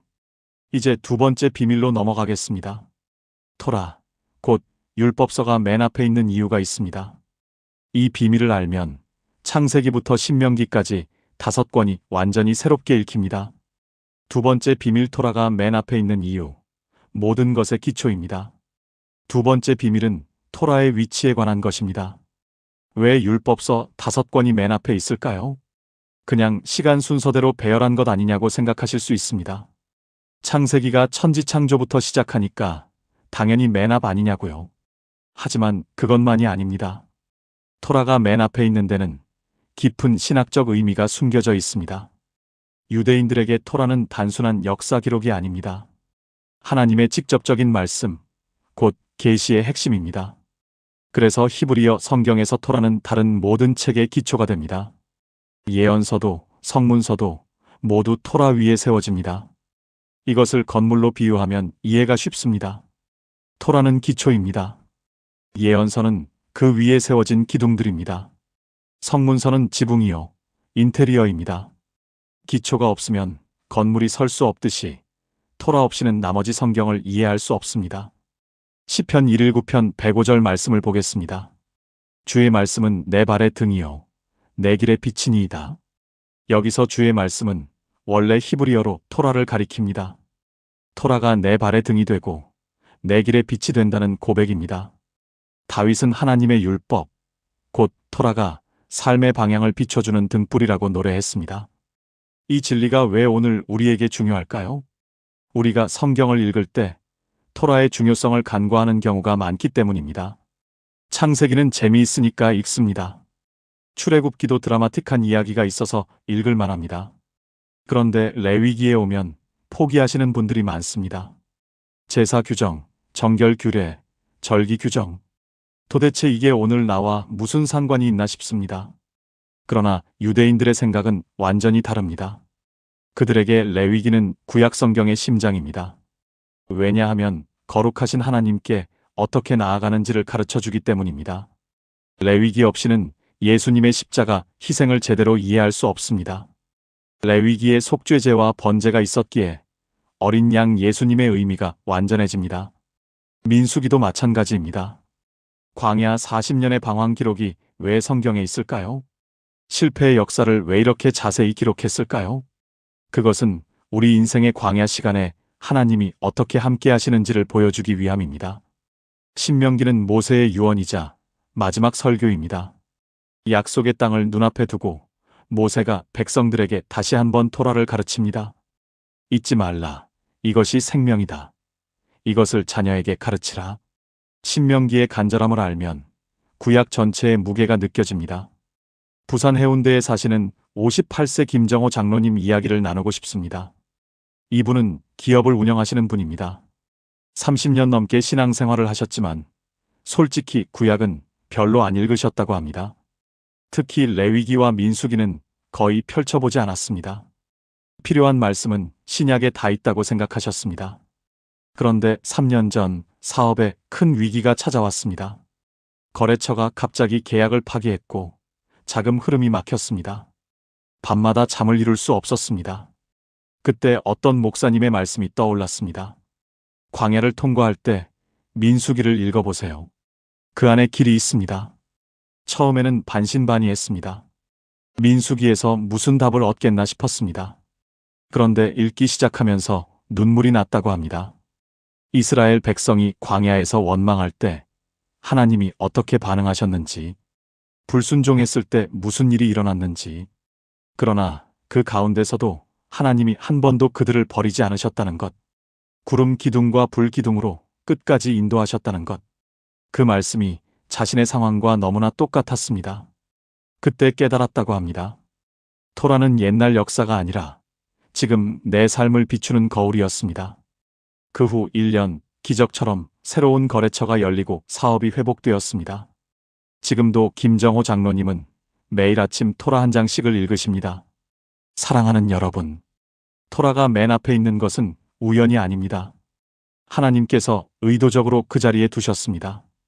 토라가 기초이기 때문입니다. 이 기초 위에서만 나머지 성경이 바르게 이해됩니다. 혹시 그동안 레위기, 민수기, 신명기를 건너뛰셨습니까? 너무 어렵고 지루해서 포기하셨습니까? 오늘부터 다시 도전해 보십시오. 이 책들이 맨 앞에 있는 이유를 기억하면서 읽어보십시오. 하나님의 말씀이 여러분 삶의 기초가 되고 발의 등이 되고 길의 빛이 될 것입니다. 함께 기도하겠습니다. 사랑하는 하나님 아버지, 토라의 소중함을 깨닫게 해주셔서 감사합니다.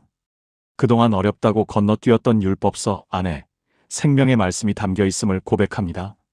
레위기를 읽을 때 예수님의 십자가가 보이게 하시고 민수기를 읽을 때 광야를 인도하시는 주님이 보이게 하소서. 토라가 제 삶의 기초가 되게 하시고 이 말씀 위에 제 인생을 세워가게 하소서. 예수님의 이름으로 기도합니다. 아멘. 이제 세 번째 비밀로 넘어갑니다. 예언서의 배열에도 놀라운 비밀이 숨겨져 있습니다. 우리가 알던 것과 완전히 다른 순서입니다. 세 번째 비밀, 예언서의 배열이 다릅니다. 역사가 아니라 하나님의 음성입니다. 세 번째 비밀은 예언서에 관한 것입니다. 우리 성경에서 예언서라고 하면 보통 무엇이 떠오르십니까? 이사야, 예레미야, 에스겔, 다니엘, 그리고 호세아부터 말라기까지 12명의 소선지자들. 대선지서와 소선지서, 이렇게 나뉘어 있습니다. 그런데 히브리어 성경의 예언서, 네비임은 구성이 완전히 다릅니다. 네비임은 두 부분으로 나뉩니다.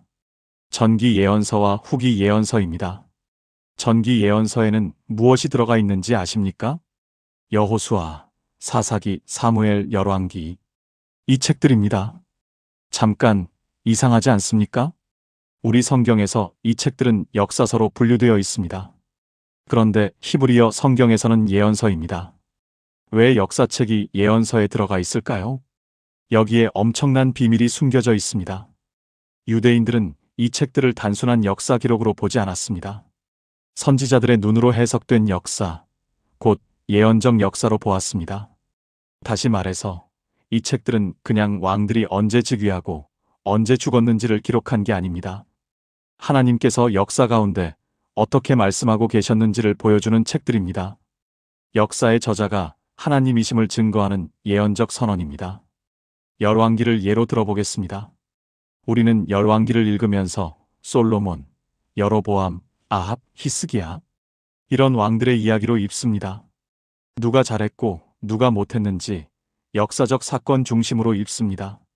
그러나 히브리어 관점에서 열왕기는 다르게 읽힙니다. 이것은 하나님께서 토라에 주신 약속과 경고가 어떻게 성취되는지를 보여주는 예언의 증거입니다.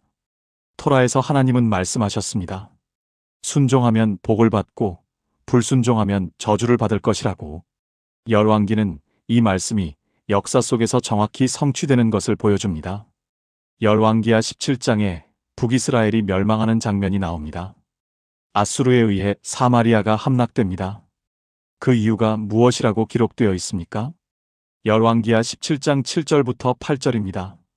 이 일은 이스라엘 자손이 자기를 애굽 땅에서 인도하여 내사 애굽 왕 바로의 손에서 벗어나게 하신 그들의 하나님 여호와께 죄를 범하고 다른 신들을 경외하며 여호와께서 이스라엘 자손 앞에서 쫓아내신 이방 나라들의 규례와 이스라엘 왕들이 세운 규례를 행하였음이라. 역사적 사건 뒤에 영적 원인이 있습니다. 하나님의 말씀을 떠났기 때문입니다. 이것이 예언적 역사관입니다. 후기 예언서에는 이사야, 예레미야, 에스겔이 있습니다. 그리고 호세아부터 말라기까지 12권은 하나로 묶여서 12 예언서라고 불립니다. 우리가 소선지서라고 부르는 책들입니다. 그런데 히브리어 성경에서는 이 12권이 한 권의 두루마리에 기록되어 있었습니다. 분량이 짧아서 따로 두루마리를 만들기 어려웠기 때문입니다.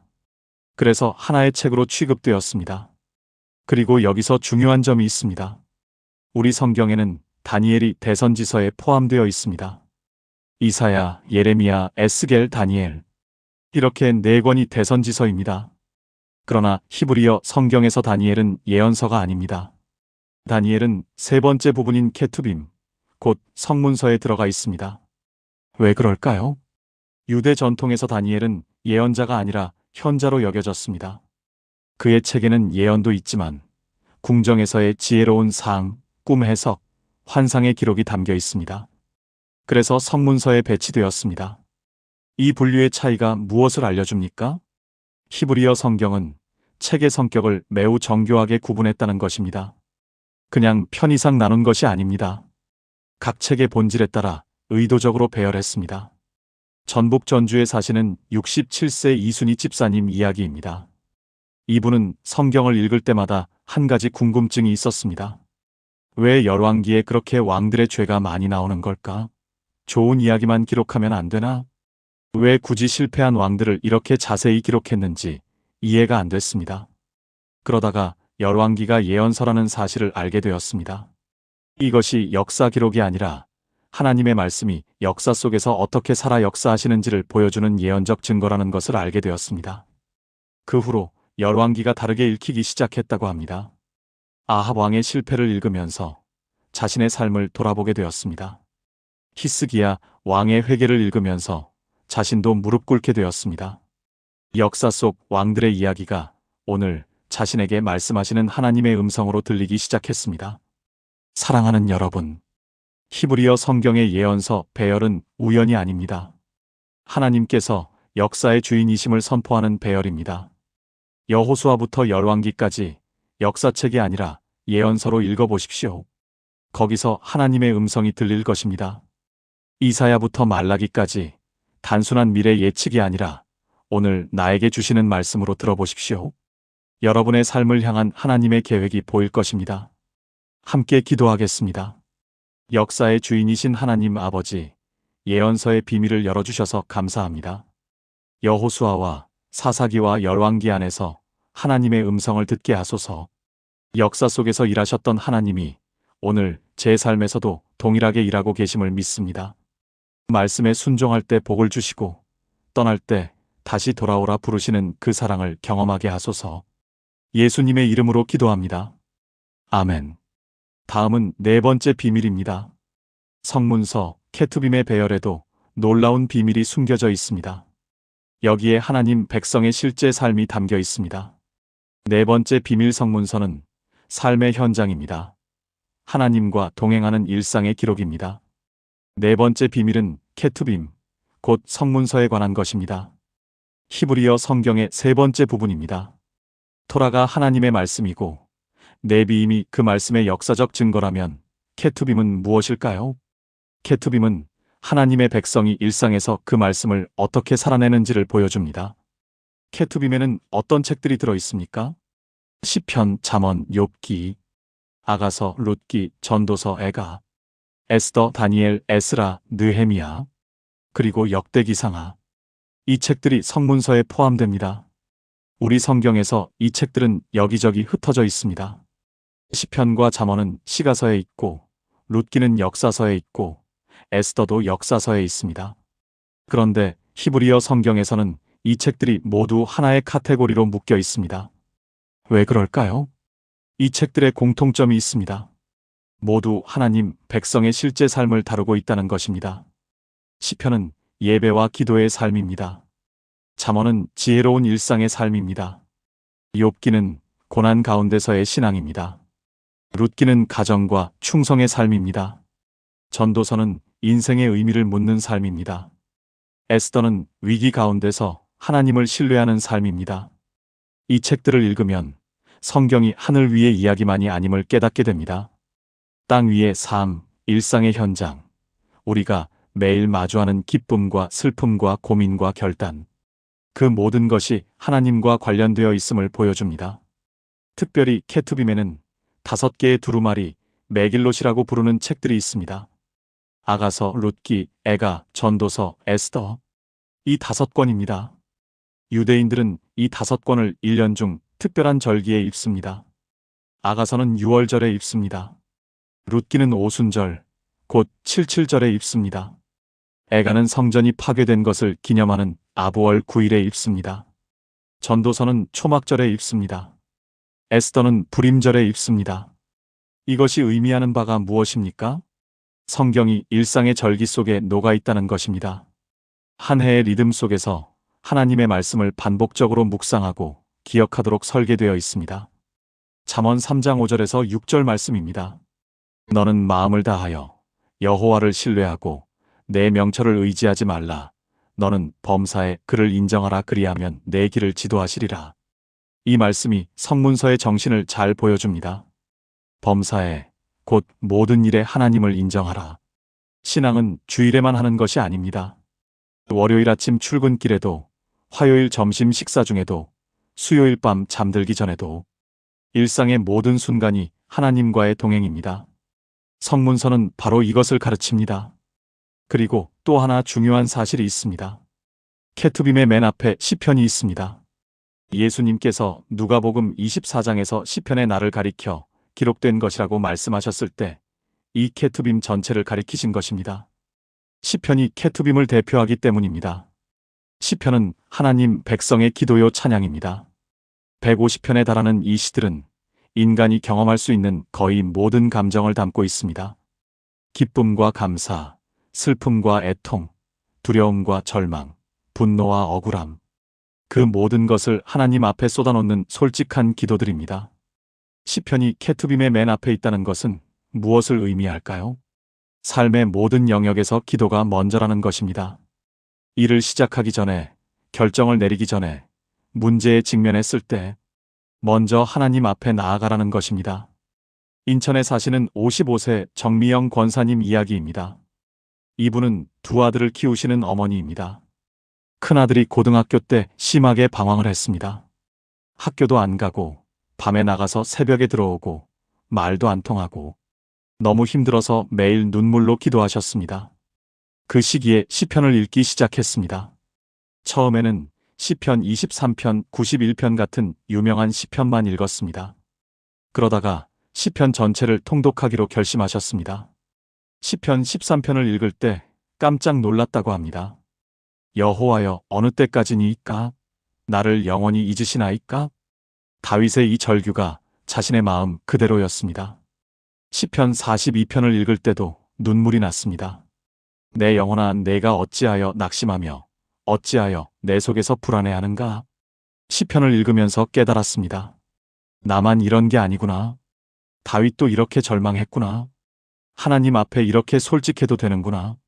그 후로 시편이 기도의 언어가 되었습니다. 자신의 말이 막힐 때 시편의 말씀으로 기도했습니다. 3년이 지나고 큰아들이 변하기 시작했습니다. 지금은 대학생이 되어 교회 청년부에서 봉사하고 있습니다. 정미영 권사님은 이렇게 고백하십니다. 시편이 없었으면 그 시간을 어떻게 버텼을지 모릅니다. 사랑하는 여러분, 케투빔, 성문서는 우리 삶의 현장입니다. 하나님과 동행하는 일상의 기록입니다. 토라로 말씀을 받고 네비임으로 역사를 배우고 케투빔으로 삶을 살아갑니다. 오늘부터 성문서를 새로운 눈으로 읽어보십시오. 시편으로 기도하시고 잠언으로 지혜를 얻으시고 전도서로 인생을 묵상하십시오. 룻기에서 충성을, 에스더에서 용기를, 욥기에서 인내를 배우십시오. 이 책들이 여러분의 일상에 하나님을 모셔올 것입니다. 함께 기도하겠습니다. 생명의 주인이신 하나님 아버지, 성문서의 귀한 가르침을 감사드립니다. 시편으로 기도하게 하시고 잠언으로 지혜롭게 하시고 전도서로 겸손하게 하소서. 제 일상의 모든 순간에 주님을 인정하며 범사의 주님과 동행하게 하소서. 주일뿐 아니라 월요일도 화요일도 매일매일 주님 안에서 살게 하소서.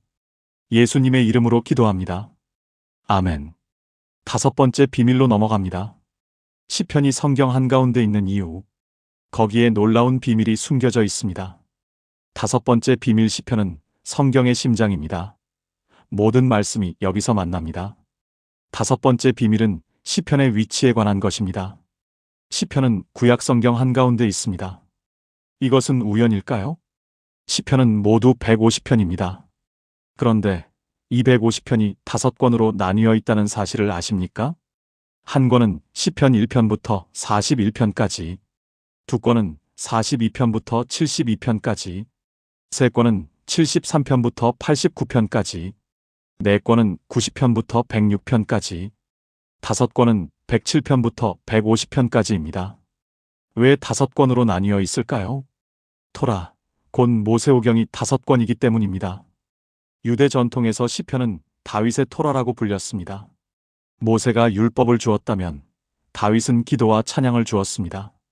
시편의 5권 구조는 토라의 5권과 의도적으로 대응됩니다. 이것이 무엇을 의미할까요?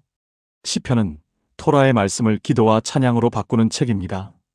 하나님의 명령을 마음의 고백으로 전환하는 책입니다. 율법이 머리에서 가슴으로 내려오는 통로입니다. 시편 1편을 보십시오. 시편 전체가 이 말씀으로 시작합니다.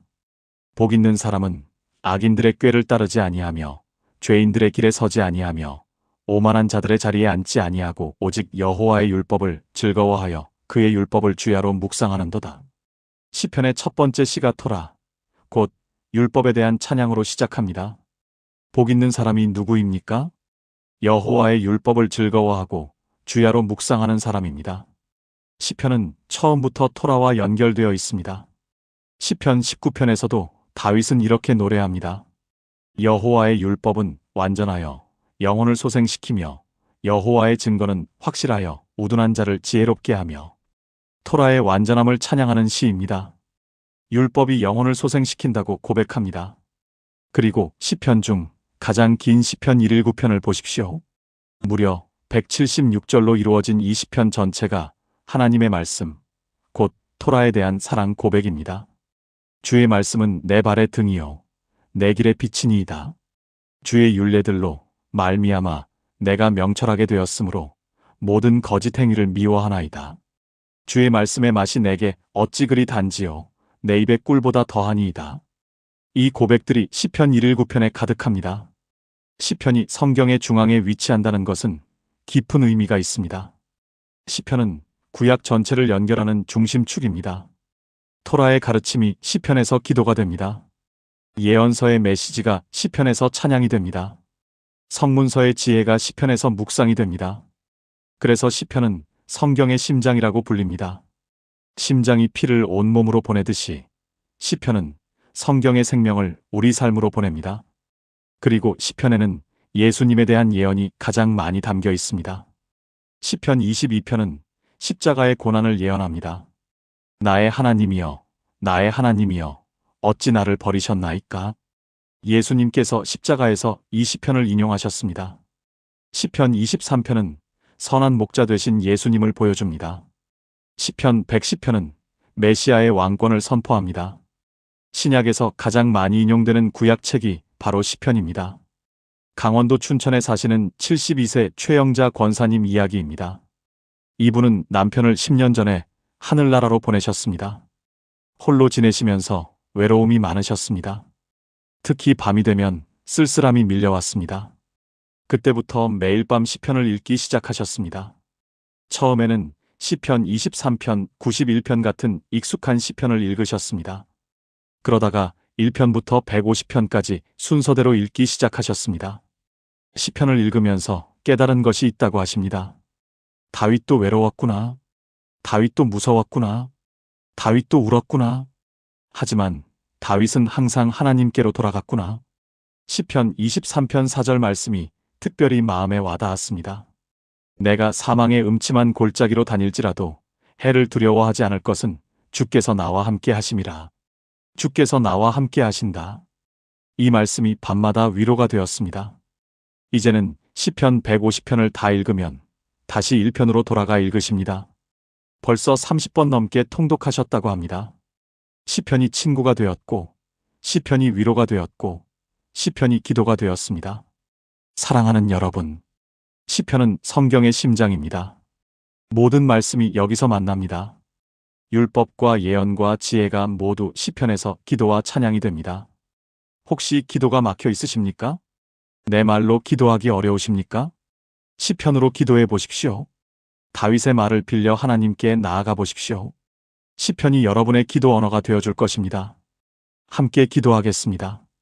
사랑의 하나님 아버지, 시편이 성경의 심장임을 깨닫게 해주셔서 감사합니다. 다윗처럼 솔직하게 주님께 나아가게 하소서. 기쁠 때도 슬플 때도 감사할 때도 원망이 올라올 때도 시편으로 기도하게 하소서. 주의 말씀이 제 발의 등이 되고 제 길의 빛이 되게 하소서. 150편의 시편이 제 영혼을 매일 소생시키는 은혜를 경험하게 하소서. 예수님의 이름으로 기도합니다. 아멘. 6번째 비밀은 정말 놀라운 내용입니다. 히브리어 성경은 말라기가 아닌 다른 책으로 끝납니다. 왜 그럴까요? 거기에 하나님의 깊은 뜻이 담겨 있습니다. 6번째 비밀 역대기로 끝나는 성경, 희망으로 마무리됩니다. 6번째 비밀은 구약 성경의 마지막 책에 관한 것입니다. 이것은 정말 충격적인 사실입니다. 우리 성경에서 구약의 마지막 책은 무엇입니까? 말라기입니다. 말라기 4장 5절에서 6절로 구약이 끝납니다. 보라, 여호와의 크고 두려운 날이 이르기 전에 내가 선지자 엘리야를 너희에게 보내리니 그가 아버지의 마음을 자녀에게로 자녀들의 마음을 그들의 아버지에게로 돌이키게 하리라. 그렇지 아니하면 두렵건대 내가 와서 저주로 그 땅을 칠까 하노라. 구약이 저주라는 단어로 끝납니다. 그래서 구약 다음에 400년의 침묵이 오고 신약에서 구원이 시작된다는 흐름이 자연스럽습니다. 그런데 히브리어 성경은 다르게 끝납니다. 히브리어 성경의 마지막 책은 역대기하입니다. 역대기하 36장 22절에서 23절로 구약이 마무리됩니다. 바사왕 고레스 원년에 여호와께서 예레미야의 입으로 하신 말씀을 이루시려고 바사왕 고레스의 마음을 감동시키심에 그가 온 나라에 공포도 하고 조서도 내려 이르되 바사왕 고레스는 말하노니 하늘의 하나님 여호와께서 세상 모든 나라를 내게 주셨고 나에게 명령하사 유다 예루살렘에 성전을 건축하라 하셨나니 너희 중에 그의 백성된 자는 다 올라갈지어다. 너희 하나님 여호와께서 함께 하시기를 원하노라 하였더라. 완전히 다른 분위기입니다. 저주가 아니라 회복으로 끝납니다. 심판이 아니라 희망으로 마무리됩니다. 올라갈지어다. 하나님께서 함께 하시기를 원하노라. 이것이 히브리어 성경의 마지막 말씀입니다. 왜 이렇게 다를까요? 왜 유대인들은 역대기를 맨 마지막에 배치했을까요? 여기에 깊은 신학적 의도가 있습니다. 히브리어 성경은 희망으로 끝나도록 설계되어 있습니다. 바벨론 포로에서 돌아오라는 명령, 예루살렘을 다시 세우라는 부르심, 하나님께서 함께 하시겠다는 약속. 이것이 구약의 마지막 메시지입니다. 역대기가 맨 마지막에 있다는 것은 또 다른 의미가 있습니다. 역대기는 아담부터 시작하는 족보로 시작됩니다. 역대기상 1장 1절. 아담, 셋, 에노스. 인류의 시작부터 다윗 왕조까지 이어지는 긴 역사를 담고 있습니다. 그리고 역대기는 성전 건축에 초점을 맞추고 있습니다. 다윗이 성전 건축을 준비하고 솔로몬이 성전을 완성하고 성전이 파괴되었다가 다시 건축하라는 명령으로 끝납니다. 이것이 무엇을 가리킵니까? 성전의 회복입니다. 하나님의 임재가 다시 돌아오는 것입니다. 역대기 마지막에 올라갈지어다는 단순히 지리적 귀환이 아닙니다. 하나님께로 돌아가라는 영적 초대입니다. 그리고 신약 성경이 어떻게 시작됩니까? 마태복음 1장 1절. 아브라함과 다윗의 자손 예수 그리스도의 계보라. 족보로 시작합니다. 역대기가 족보로 시작하여 성전 재건의 희망으로 끝나고 마태복음이 족보로 시작하여 예수님을 소개합니다. 예수님께서 요한복음 2장에서 뭐라고 말씀하셨습니까? 이 성전을 헐라 내가 사흘 동안에 일으키리라. 자신의 몸을 성전이라고 하셨습니다. 역대기 끝에 성전 재건 희망이 예수님 안에서 완성됩니다. 히브리어 성경의 배열은 처음부터 예수님을 가리키도록 설계되어 있었습니다. 경상남도 창원에 사시는 61세 박준호 장로님 이야기입니다. 이분은 건축업에 종사하시는 분입니다. 평생 건물을 짓는 일을 하셨습니다. 그런데 몇 년 전 회사가 심각한 위기를 맞았습니다. 대형 프로젝트에서 큰 손실이 발생했고 부도 직전까지 갔습니다. 모든 것이 무너지는 것 같았습니다. 30년간 쌓아온 모든 것이 허물어지는 느낌이었습니다. 그때 새벽 기도에서 역대기를 읽게 되었습니다. 역대기야 마지막 장을 읽는데 마음이 울렁거렸습니다.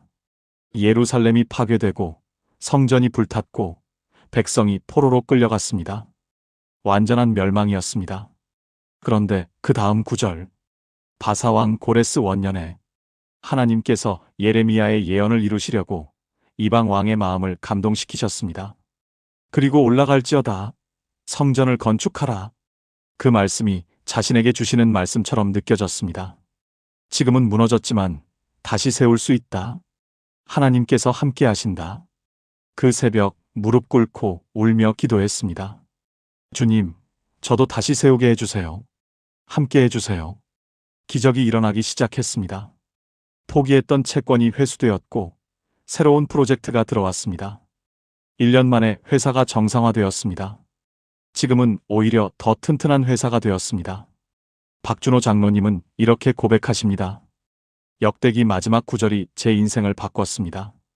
무너져도 다시 세우시는 하나님, 함께 하시는 하나님을 만났습니다. 사랑하는 여러분, 히브리어 성경은 희망으로 끝납니다. 저주가 아니라 회복으로, 심판이 아니라 부르심으로 마무리됩니다. 올라갈지어다 하나님께서 함께 하시기를 원하노라. 혹시 지금 무너진 것이 있으십니까? 삶이 폐허처럼 느껴지십니까? 관계가 파괴되었습니까? 건강이 무너졌습니까? 꿈이 산산조각 났습니까? 그래도 희망이 있습니다. 역대기의 하나님은 회복의 하나님이십니다. 포로된 자들을 돌아오게 하시고 무너진 성전을 다시 세우시는 분이십니다. 오늘 여러분에게도 말씀하십니다. 올라갈지어다 내가 너와 함께 하리라. 함께 기도하겠습니다. 회복의 하나님 아버지, 역대기 마지막 말씀으로 희망을 주셔서 감사합니다. 제 인생에 무너진 것들을 다시 세워주소서. 폐허가 된 마음에 성전을 세워주소서. 파괴된 관계를 회복시켜 주소서. 주님께서 저와 함께 하심을 믿고 다시 올라가겠습니다. 다시 세우겠습니다. 주님과 함께 다시 시작하겠습니다. 예수님의 이름으로 기도합니다. 아멘. 이제 마지막 7번째 비밀입니다. 구약 성경 전체의 배열이 결국 누구를 가리키고 있는지, 가장 놀라운 비밀을 열어보겠습니다. 일곱 번째 비밀, 모든 배열이 예수님을 가리킵니다. 구약은 메시아를 향한 긴 여정입니다. 마지막 일곱 번째 비밀입니다. 이것은 구약 성경 배열의 가장 핵심적인 비밀입니다. 지금까지 우리는 6가지 비밀을 살펴보았습니다. 세 부분으로 나뉜 구조, 토라가 맨 앞에 있는 이유, 예언서의 다른 배열, 성문서의 삶의 현장, 시편이 중앙에 있는 이유, 역대기로 끝나는 희망. 이 모든 것이 하나의 방향을 가리키고 있습니다. 바로 예수 그리스도입니다. 예수님께서 직접 이것을 말씀하셨습니다. 누가복음 24장 27절입니다.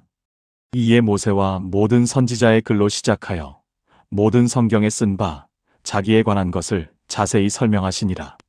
부활하신 예수님께서 엠마오로 가는 두 제자에게 나타나셨습니다. 그리고 모세의 율법부터 모든 선지자의 글부터 모든 성경에서 자기에 관해 기록된 것을 설명해 주셨습니다. 구약 전체가 예수님에 관한 것이었습니다. 요한복음 5장 39절에서도 예수님은 말씀하셨습니다. 너희가 성경에서 영생을 얻는 줄 생각하고 성경을 연구하거니와 이 성경이 곧 내게 대하여 증언하는 것이니라. 유대인들은 성경을 열심히 연구했습니다. 토라를 외우고 예언서를 읽고 성문서를 묵상했습니다. 그런데 그 성경이 가리키는 분을 알아보지 못했습니다. 성경의 모든 말씀이 예수님을 증언하고 있었는데 말입니다. 구약 성경의 배열을 다시 생각해 보십시오. 토라는 무엇을 보여줍니까? 인간의 죄와 구원의 필요성입니다. 창세기에서 인간은 타락하고 에덴에서 쫓겨납니다. 출애굽기에서 어린 양의 피로 죽음을 면합니다. 레위기에서 속죄를 위한 희생 제물이 필요합니다. 이 모든 것이 어린 양 되신 예수님을 예표합니다. 예언서는 무엇을 보여줍니까? 오실 메시아에 대한 약속입니다. 이사야 53장의 고난받는 종, 미가 5장의 베들레헴에서 나실 통치자, 스가랴 9장의 겸손하게 나귀를 타고 오시는 왕, 모두 예수님을 가리킵니다. 성문서는 무엇을 보여줍니까? 메시아를 기다리며 살아가는 신앙의 삶입니다. 시편에서 다윗은 메시아의 고난과 영광을 노래합니다. 잠언의 지혜는 예수님 안에서 완성됩니다. 고린도전서 1장 30절에서 바울은 예수님이 우리의 지혜가 되셨다고 말합니다. 그리고 히브리어 성경이 역대기로 끝나는 것. 올라갈지어다. 성전을 건축하라. 이것은 참 성전이신 예수님을 향한 초대입니다. 구약 성경 전체가 예수님을 향해 달려갑니다. 아담의 타락부터 역대기의 회복 명령까지 모든 배열이 한 분을 가리킵니다. 세상 죄를 지고 가는 하나님의 어린 양, 영원한 대제사장, 다윗의 후손이요 다윗의 주인, 만왕의 왕, 예수 그리스도. 마태복음 1장의 족보가 왜 그렇게 길까요? 아브라함부터 예수님까지 42대를 기록하는 이유가 무엇입니까? 구약 전체의 역사가 이분을 위해 준비되었음을 보여주기 위함입니다. 모든 역사가 예수님을 향해 흘러왔습니다. 서울 강남에 사시는 48세 이현주 집사님 이야기입니다. 이분은 대기업에서 임원으로 일하시는 분입니다. 교회에 오래 다니셨지만 솔직히 구약 성경은 잘 모르셨다고 합니다. 신약 위주로 읽으셨고 구약은 어렵고 옛날 이야기 같았습니다. 2년 전 한 성경 세미나에 참석하게 되었습니다. 구약 성경에서 예수님 찾기라는 주제였습니다. 처음에는 별 기대 없이 갔습니다. 그런데 첫 시간부터 눈이 번쩍 뜨였습니다. 창세기 3장의 여자의 후손이 예수님이라는 것, 아브라함이 이삭을 바치려던 모리아 산이 예수님이 십자가 지신 골고다라는 것, 유월절 어린 양의 피가 예수님의 보혈이라는 것, 레위기의 대속죄의 의식을 배울 때 눈물이 났습니다. 대제사장이 지성소에 들어가 속죄하는 그 장면, 그것이 예수님께서 하늘 지성소에 들어가신 것을 예표한다는 것, 히브리서 9장 말씀이 완전히 새롭게 이해되었습니다. 그 후로 구약 성경이 다르게 읽히기 시작했습니다. 어디를 읽어도 예수님이 보이기 시작했습니다. 요셉의 이야기에서 예수님을 보았습니다. 형제들에게 버림받고 이방 땅에서 고난받고 결국 세상을 구원하신 분. 다윗의 이야기에서 예수님을 보았습니다. 선한 목자, 겸손한 왕, 하나님의 마음에 합한 자. 이현주 집사님은 이렇게 고백하십니다. 이제 구약 성경이 보물창고가 되었습니다. 어디를 읽어도 예수님이 계십니다. 이 기쁨을 어떻게 표현해야 할지 모르겠습니다. 사랑하는 여러분, 구약 성경의 모든 배열이 예수님을 가리킵니다. 토라도 예언서도 성문서도 처음부터 끝까지 예수 그리스도를 증거합니다. 오늘부터 구약 성경을 읽으실 때 예수님을 찾아보십시오.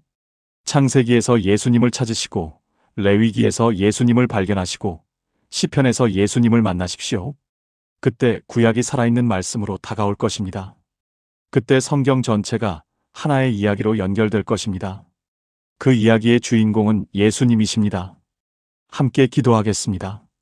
영광의 주 예수 그리스도, 성경 전체가 주님을 가리키고 있음을 깨닫습니다. 구약의 모든 말씀이 주님을 향해 달려가고 있었습니다. 토라에서 주님을 보게 하시고 예언서에서 주님을 듣게 하시고 성문서에서 주님과 동행하게 하소서. 창세기부터 말라기까지, 아니 역대기까지 모든 말씀에서 주님을 만나게 하소서. 성경을 읽을 때마다 주님의 얼굴을 보게 하시고 주님의 사랑을 느끼게 하소서. 예수님의 이름으로 기도합니다. 아멘. 통합 기도문. 지금까지 구약 성경 배열에 숨겨진 7가지 비밀을 함께 나누었습니다. 이 모든 말씀을 하나의 기도로 드리겠습니다. 함께 기도하시겠습니까? 전능하신 하나님 아버지, 오늘 구약 성경의 놀라운 비밀을 열어주셔서 감사합니다. 그동안 어렵고 지루하게만 느껴졌던 구약 성경이 이제 새롭게 보이기 시작합니다.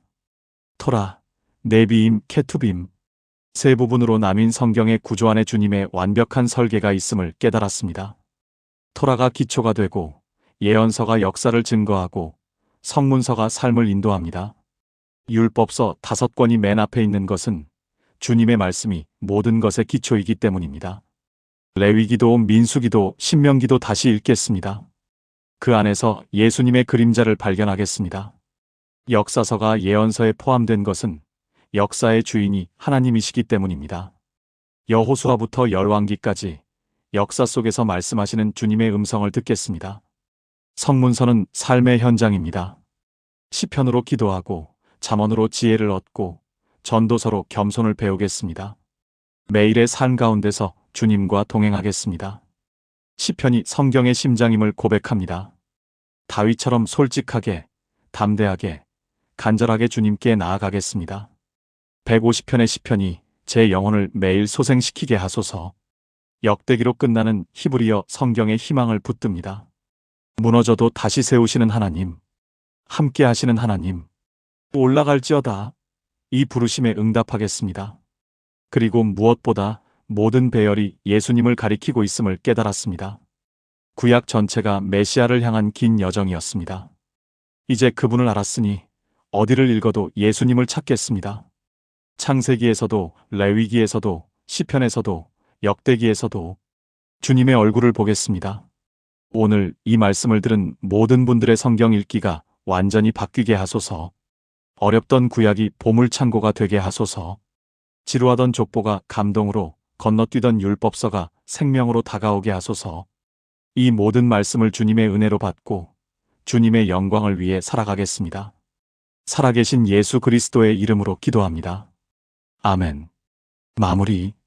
사랑하는 여러분, 오늘 구약 성경 배열에 숨겨진 7가지 비밀을 함께 나누었습니다. 첫째, 구약은 원래 세 부분으로 나뉘어 있었습니다. 토라, 네비임, 케투빔. 둘째, 토라가 맨 앞에 있는 것은 말씀이 모든 것의 기초이기 때문입니다. 셋째, 역사서가 예언서에 포함된 것은 역사가 하나님의 음성이기 때문입니다. 넷째, 성문서는 하나님과 동행하는 일상의 기록입니다. 다섯째, 시편은 성경의 심장으로 모든 말씀이 여기서 만납니다. 여섯째, 히브리어 성경은 역대기로 끝나며 희망으로 마무리됩니다. 일곱째, 모든 배열이 예수 그리스도를 가리킵니다. 이 7가지 비밀을 아는 것과 모르는 것은 하늘과 땅 차이입니다. 지도 없이 낯선 도시를 헤매는 것과 완벽한 지도를 들고 여행하는 것의 차이입니다. 오늘 여러분은 그 지도를 손에 쥐셨습니다. 이제 구약 성경이 다르게 읽힐 것입니다. 레위기가 더 이상 지루하지 않을 것입니다.